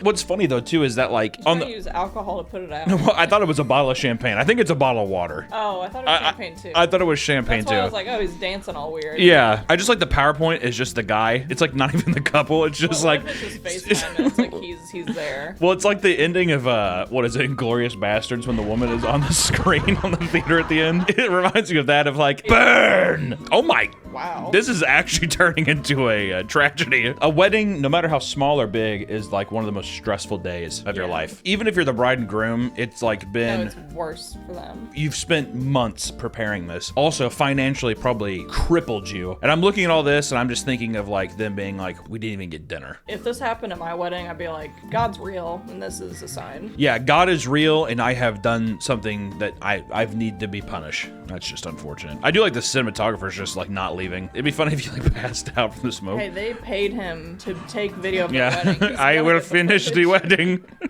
Nick, this isn't the fucking Iran. Okay. That's basically what happened in Iraq, though. Iraq fire, 100 killed in blaze at wedding party. Is it literally the same fireworks like they Almost, had? yeah. Yeah, someone needs to be like, we are not going to do the sparklers anymore inside. Oh my God, you've seen this. I've definitely, this is one of my favorite videos. Mr. and Mrs. Christopher Myers. Oh. It just looks so painful. That is 100% a fucking concussion. And you know he got up so embarrassed, trying to like not look like he has any pain. Everyone's like, oh! One of my favorite parts here though is he does a little Cosby shuffle. His equilibrium's all fucked up and he can't actually stand. Just severe brain damage. She's like rubbing his head. She's like, are you okay? He was just so excited. Well, that's what I love is he's just like, big entrance. I'm gonna make all the guys at the firm laugh. If I did that in a wedding, I'd just ragdoll, lay on the floor. just do the soccer thing and be dead. Yeah, do the soccer thing, be dead. Oh, shoot. Oh shoot, his pants fell down, dude. Did not get the Did fit. not get a belt. He didn't go to the tailor. Okay. You got him? I got him. Fuck, I ruined it for my little girl. That's so. I do like the cameraman just like. That's so. If that's her dad, it's like he just. It's definitely your dad. Not only is he fucking your daughter, he got pantsed at his wedding. He's just getting bullied by this husband. This side of it. Dude, honestly, at this point, I do feel bad for the guy. Yeah. It's like his pants fell down. Like, let's all fucking grow up. Look how embarrassed he looks. He's like, Also, his whole family and the husband's whole family saw it. this is the literal first impression you're making with like a family as a whole. If there was also a time where the guy was like, you better treat her right, it all goes out the window. Because now he can also just be like, well, at least I have a fucking belt, dude. Did my pants fall down at the wedding in front of your daughter? They fell down at night when we consummated our marriage. The fucking cameraman needs to grow up, though, honestly. He sounds like a 14-year-old. Dude, I'd be fucking pissed. Like, it's really not that funny. I'd be like, I'd leave. I would definitely get so I frustrated. feel like I'm pretty bad about stopping laughing, but I feel like I'd be able to. I think put that it together. even if you're like sitting there like doing one of those laughs where you're like silent, and you're like shaking laughing. I don't think that you'd be audibly just like. This old man is not having it too. This pastor. Honestly, this is actually making me mad. Like I'm unironically getting super Hey, fucking mad. They're starting their marriage joyful, happy. They're giggling. How much did you like it though in this video? If she like turned the crowd, she's just like, stop! Don't laugh at him! Like, That's my dad! That's my dad! Like grabs, holds his pants up. He's like, I failed you, and he dies right there.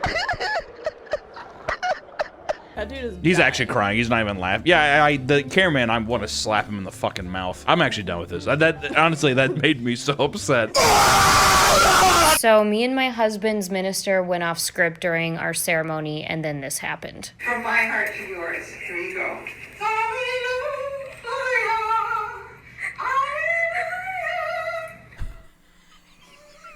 You can tell she's so mad. Also, can I just say that haircut is fucking atrocious. He's like, he's an IT guy, but he's also just like, I still got a couple party nights left in me.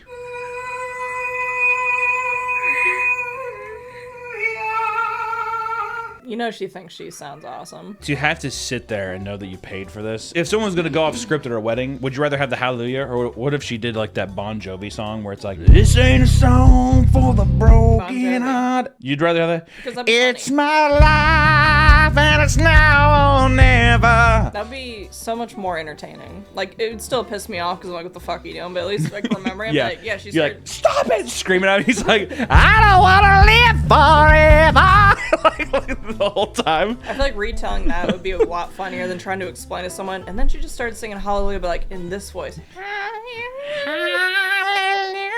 I don't know, if somebody would refuse to stop singing and they had control of the mic and they were like running around and people were trying to like, people were like, stop! I feel like that'd be a lot harder to be like, oh, it was a nice day. But yeah, the person officiating the wedding just sang all of Bon Jovi's It's My Life. That'd be funny. She's about to snap. You may now kiss your bride. They did that right before the kissing part? What the fuck? It doesn't even contextually make sense. It doesn't make any sense. It's like, we're at the fucking finish line here. Why are we delaying this? Also, why she didn't really say anything else besides Hallelujah. Also, isn't the Hallelujah song like a sad song? Well, I don't think that's the actual, like, the full, the fat, the fit. If it was that, she was just doing Hallelujah. She sounded like a fucking, like, minion or something like that. Hallelujah. And in accordance with God's will, you do now confess it. Oh my God, is that Abigail Shapiro? Please, sirs, leave. Please. This is a solemn assembly, not a photography session. Please move, or I will stop. That's awesome. I will stop the ceremony if you do not get out of the way. I love that. David, we pay for that. I'm not continuing if you are back here. This is not about the photography. This is about God. Well, what a... defending his king. Honestly, God. that's a great line ender. This isn't about photography. This is about God. Please, sirs, leave. He's also saying it as if like they're not invited to the wedding. Like they're definitely meant to be there, dude. Come on, please, sirs, leave. The husband and wife are sitting there and they're definitely looking at each other like, should we tell him like to like no, we want the pictures right here? It'd be kind of funny if you didn't see his head at first. He's like, please, sirs, leave. I don't want the photographers back here. And they turn around, there was like just like a giant asshole in the back of his head or something like that. Not in this holy moment. Not in this holy moment. Uh-oh, bitch with purple hair. What do you think's gonna happen here? What's a guess? If we had to guess on 3.6 million likes and 50,000 comments. Honestly, I have no idea. She just thinks something's funny. I got nothing. I'm gonna guess maybe like they have a dog. This looks like a dog owner who's like does the thing, but the dog like drops the pad or like they run off or something, and then everyone's like. See, now I'm mad. If that's what it is, I'm mad. Only 2 things are required. Uh-oh, this is definitely gonna be way worse. We're getting into a guy looking at paper reading a speech. That's how you know you fucked up. He's gonna say something quirky. Yeah, I don't care if I have to take out the trash and make biscuits on Tuesday mornings. And the audience is like, she does love biscuits on Tuesday morning. And sometimes she shits her pants in bed, but I don't care anymore because I love her. I love you, baby. How do you feel about this fade compared to the last one? This guy is kind of dapper. What I don't like underneath is the fucking Doctor Who vest. I know that she won't mind if I go back in time and help people. Only 2 things are required to keep me happy. Keep my belly full and my balls empty. So you're amazing at half of it. We really need to get you some cooking lessons. That's the cringe is so surreal. In front of both of your parents. Especially like think about writing that, and you definitely know he pitched that to people, and they were like, "Dude, that is awesome." My belly full and my balls empty. At least you know we're good for half of that. Why do you need a paper to remember that line? You know, what are those the only line? I love you, Jessica. Full job and puts it in his pocket. Even when my belly isn't full, there is no one I could ever love more in this lifetime, unless I actually get a chance to meet Margot Robbie. This is a 3rd grader reading his essay aloud to the class. Why would you laugh at that? I wouldn't love anyone ever unless I met Margot Robbie and I would leave you. The superstar model actress Margot Robbie. She looks like she has fake hillbilly teeth in. You know, like the toys you put in your mouth? I know that's rude to say, but this screenshot doesn't help. There's just so much gum and the lip gets so thin. It's incredible. Nothing's better than the sound of gagging and headboard slamming. Michael. They've had enough. The other ones are like, oh, haha, yeah, we have sex. It's a healthy relationship. But it's like, no, there's no better sound than gagging and choking. I like how he circled back around. Like, he moved on briefly to, like, Margot Robbie, and then he's like, wait, actually? Actually, I guess life's pretty good when headboards break walls in his house and she chokes. Michael! Michael! Also, he, like, hasn't looked up once. And she likes to lick the underside of the head and... Michael! You can choose whether tonight's gonna end with being a toaster, strudel, or a Twinkie. I'm so glad I'm marrying you, because I get to have sex with you all the time. You're gonna be filled with cum. That's the entire thing. You are my cum goblin. You are now my cum transporter on the SS Whoreageddon Ride Cumster Surprise. She's like, that was a terrible name for that. Okay, the whole time she's just like... laughing. God, what a white trash fucking wedding, dude. That's brutal. Why can't weddings just be like an Amish wedding where everyone's just like, it's like almost a sad day. Everyone's just doing this.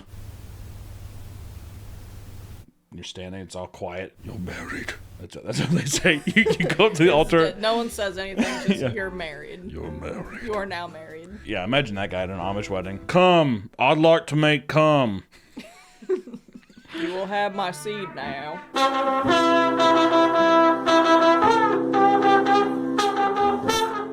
Sounds like the beginning to like Toy Story or something. You got a friend in me. With the old guy, it almost looks like it's like a fallen soldier's surface. The live band was a bad idea. Live band is one musician. It seems like that's in a garage. This is definitely like a Jonestown cult kind of building. Yeah, There he is, the man of the hour. That has to be a relative. He's just like, I can play a trumpet. Yeah, no, Allison, I definitely think this is a relative because I don't think the people that are doing this wedding could afford a regular band. I just think plugging your phone into an auxiliary cable's fine. Oh, dude, I've seen some fucking brutal videos online of people like plugging in like some like Hinder or something. I think someone did Buck Cherry's Crazy Bitch. Do you remember that video where he plugged the aux in and it was the Spotify ad? So hey, man, first. In the middle of the... Yeah, because the comments were like, bro couldn't even afford premium for the wedding. Oh, I can't see. I'm too short. Oh my god, this is the Crazy Bitch video. You got a lovely face coming to your place. Oh my god. Bring me out. Is it the wife singing? I can't tell. The guy right there covering his ears, he's like, okay, well, this is an appropriate song. This one's for daddy, okay? God, what a horrible tattoo. That's a birthmark, Hunter. Can you imagine that? It's a birthmark! You're a crazy bitch, but you fuck so good I'm on top of it when I drink. This guy's distraught. Well, I didn't sign up for this. It feels odd that the wife is singing. Well, yeah, exactly. Hey, you married a crazy bitch. Also, this guy's like definitely just like a coworker. He's just comforting his son. It's like, is it gonna be over soon? okay. Yeah, the kid's like, Dad. Also, what the fuck is this camera person doing? They're like, actually having a seizure going down.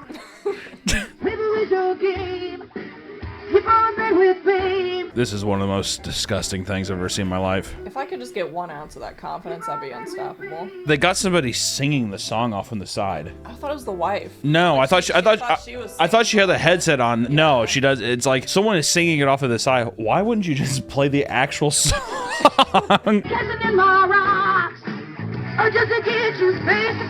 Poor baby. Jesus Christ. Look at that bitch throw that baby around. She's like, yeah, right, Buck Cherry, Sarah. Look at that. Look at mommy. The baby's like this.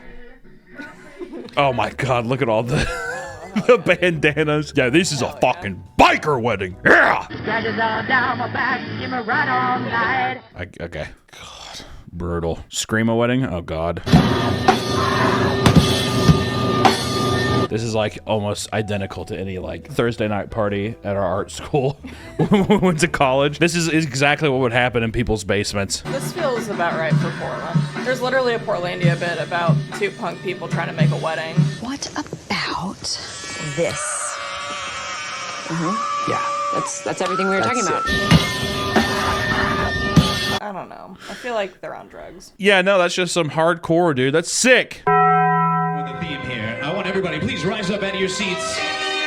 Also, did we do a first dance? No, because it was in front of like 5 people and it'd be super weird. Yeah, I was gonna like, say, I'm watch us glad we dance, did guys. that. Yeah, exactly. Guys, can you put on a song? Come here, baby. It'd be so uncomfortable. Yeah, no. We did a slow dance in our living room for 45 minutes to that Bell Witch. But it's the style of dancing where you both are just like kind of holding each other's butts. We're holding, like, yeah, we're really holding each other's. close and like eyes closed the whole time. And I'm like trying to breathe, but my nose is like stuck kind of in your hair, and I'm like, but I don't want to breathe hot air on your forehead, so I'm like, to Bell Witch's album Mirror Reaper. That's what we slow dance to. Husband and wife, Mr. and Mrs. Rivero. People get introduced like they're fucking WWE's like wrestlers. What the fuck is this outfit? He's about to storm the American shores. I was gonna say that's either Storm the American Shores or I thought Guy Fawkes was walking through the fucking crowd there. Oh, it's Zorro. Oh. Is that supposed to be like Zorro mask kind of thing? Oh, is it the Princess Bride? Is that what that is? That's the only thing I could think of where it's like, why would you be Zorro? I saw one video one time of a couple during their first dance were like making out really hard, like making out like aggressively, and the families were like.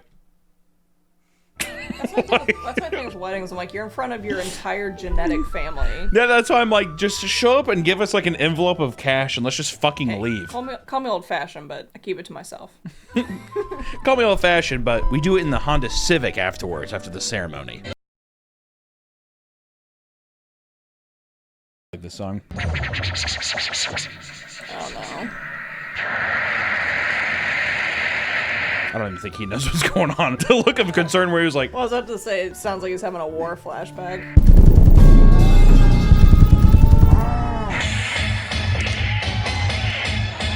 Oh, he's gonna kick some ass for his bride, his queen.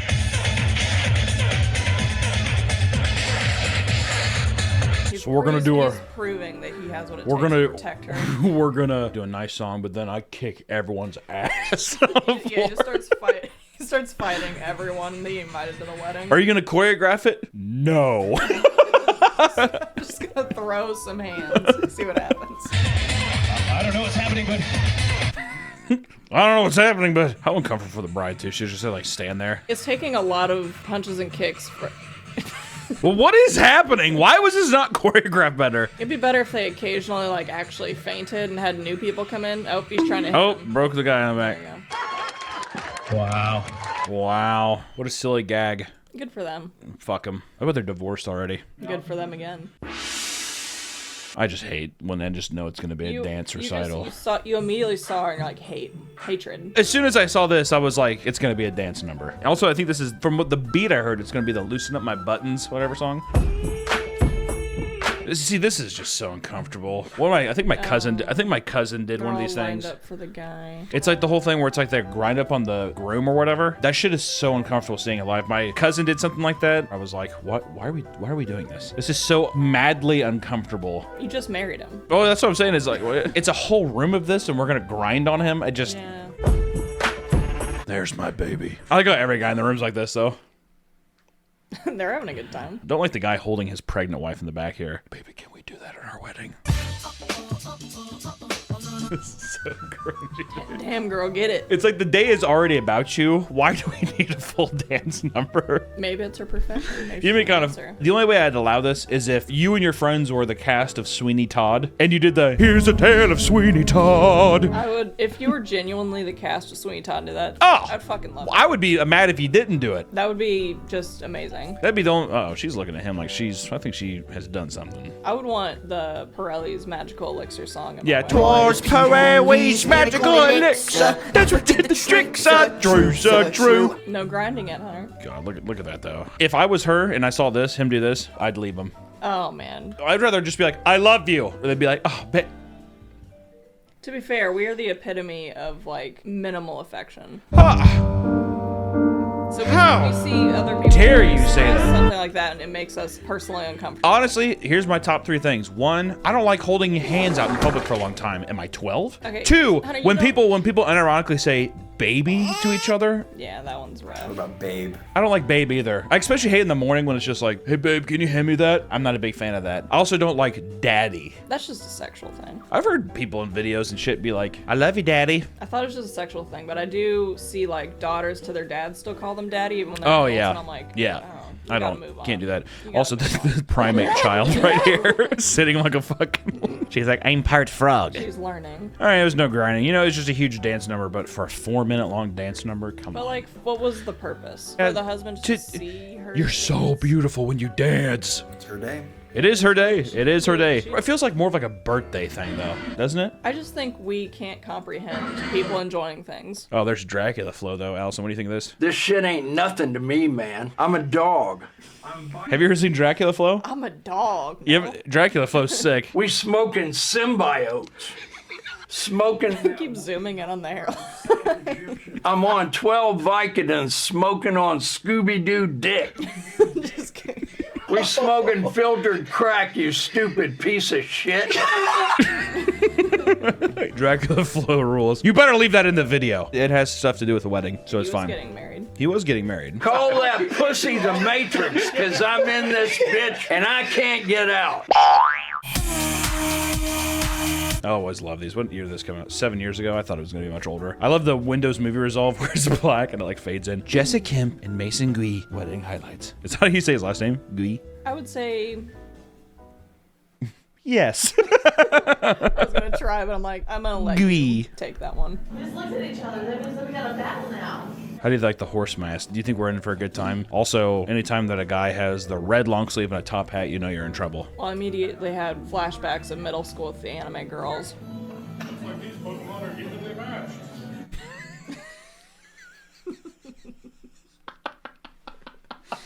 These Pokemon are evenly matched. Thank you, Professor Oak.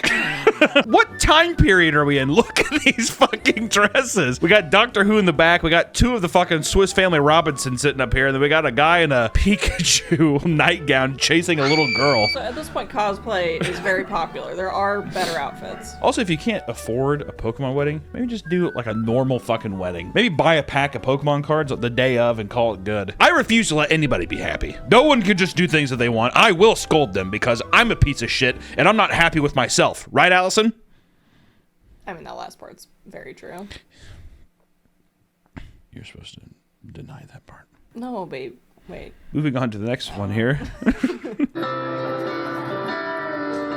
Oh, nice furry wedding. Allison used to draw furry art all the time, and she still has furry friends. Hey, when you're in college and you need $80, that's a good way to make money. Get the bag, girl. And also, we're sponsored by Bad Dragon, and all those sons of bitches are furries up there, so I've grown to love the furry kind. But when your persona's bad and you show up to the wedding, I'm looking at the crocodile. Do you know which one I'd be if I was a furry? Say it. You're supposed to guess. I mean, I feel like the basic one is bear, because anyone who sees a furry person, like, you have hair, and you're... No, Allison, give me... Oh, I'm large. What do you mean by that? Is it a three-letter fucking word? And the answer is yes, because it's an owl. Ew. I look like an owl. I think I could pull off an owl. You want to be an owl? I don't see why you not. want your persona to just be an owl? Like you. I like owls. I think owls are nice. You be the Duolingo guy. Yeah, actually, you know what? I'm very worldly like that. Also, like the idea. Your personality is nothing like an owl. Why? I'm bashful. I'm quiet, and I'm wise. People, you don't fucking laugh, Nick. This mess is intense. Based off of adorable predator, you could be an owl. Jesus Christ! My God. Jesus. It's really late. It's 10:30 in the morning. Is that an SS Iron Cross and he's like walking up with his fucking hands behind his back? Is this a Iron Cross right here, Nick? Is there a military medal that just looks like that? Maybe. Look at this guy right here. Oh my God. Is it? That looks like it. Leave the link. Oh, it's a pony. It's a My Little Pony wedding. Damn, dude, this is like a full fucking stage production. Is she gonna do the voice? And gentlecoats, as we gather here, there is an epidemic. It's called coronavirus. And it has led two individuals into a state of holy matrimony. Matrimony. That's rough. What is it about that show that just captivates adults? I don't know, Allison. Friendship, magic, good animation, great voice acting, cute stories. Why do you like Harry Potter?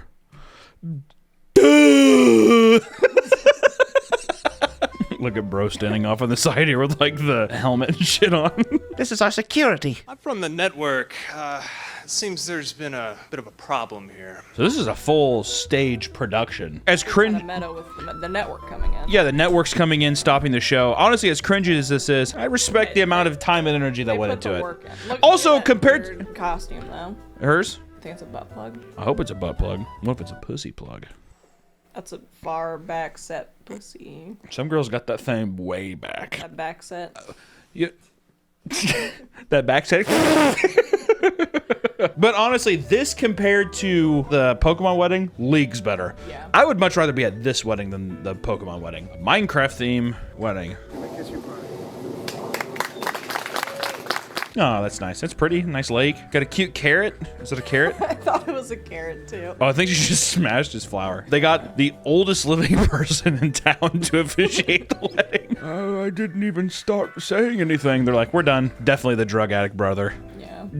Shirt not tucked in.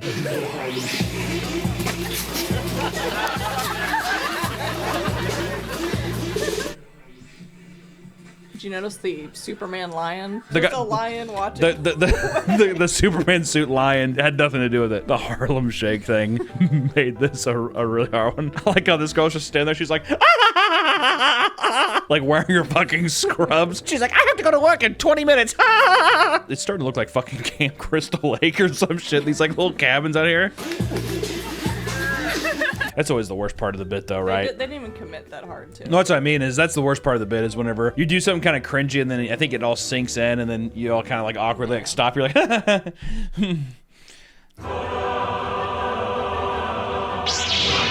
oh god, it's a fucking Jedi wedding. You think Airsoft Fatty's gonna be here? The only way this turns out cool is if it's like the choreography is fucking amazing. Where it's like when she like has her dress and it's flowing, you know? Dude, what if she ripped that bottom part off and did a backflip? I unironically like, okay, well this just turned out to be a fucking amazing show. I do like how she's a Sith Lord. Okay, first off, I just want to say this, and I'm not trying to be anti-feminism because I am a feminist, but he could have fucking overpowered the shit out of her right there. I could tell that he was going easy on her, and honestly, because he's a Jedi, he did that, but I wouldn't have done the same. Dude, her force sensitivity is way too high. But honestly, that's why my lightsaber color is green, not blue. She has, look how fucking she has the force. She is, dude. what if she drove it through his chest? Go! It was a real lightsaber. Yeah, exactly. I like the idea though that they took this footage and they paid some guy to go through and actually put in the sounds for the. Well, I'm wondering why they chose to fight each other and how it ends with them still being married. That's what makes it so hot. Beautiful jump. Look at that. Wow. Okay. This isn't the worst one of the like. No, I mean like. Weddings. I appreciate the effort that they put in. I do think it's lasting a little too long. It is lasting. They've overstayed their welcome a little bit. It is lasting too long, and like I said, this would be a lot funnier if he just overpowered her and he was like, "God!" He took like both of them. He took both of them and did like the Anakin Count Dooku death thing. I just want him to take her lightsaber, cut her head off. That's what I'm saying. Is does the thing like that, but then everyone's like, "Oh my God, this is graphic," and then a spotlight goes up. A spotlight goes off in the background, and you see like the guy's mom sitting in the back, and she's like, "Do it." It does that in the back. that would be fucking awesome. Yeah. You guys can spin the fucking lightsabers like you want. Just. You need to wrap it. Someone needs to die. One of them definitely needs to die in the fight to make this worth it. Or if they start hardcore fucking right now. Oh, boo! This is literally like how a fanfic movie is like, they were fighting, but then actually their dicks were really hard. And then they kissed when they were trying to grab each other's swords, but then they grabbed a different sword.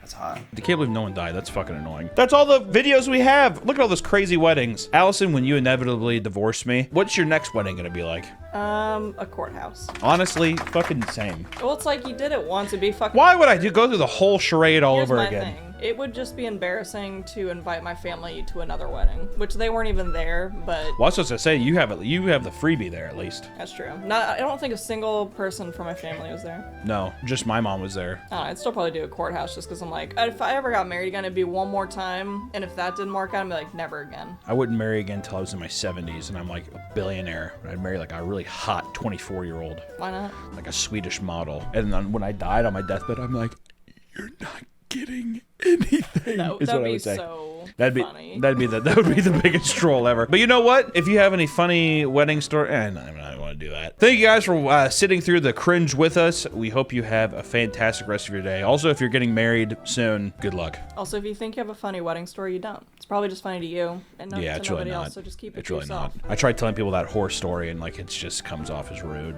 Because it's a lie and it is rude. Well, it's definitely not a lie. It definitely was a deal. You know what? That's okay. I'm done. I'm done. The video's over. Bye. You don't get to say bye. It's my fucking video, dude. Bye.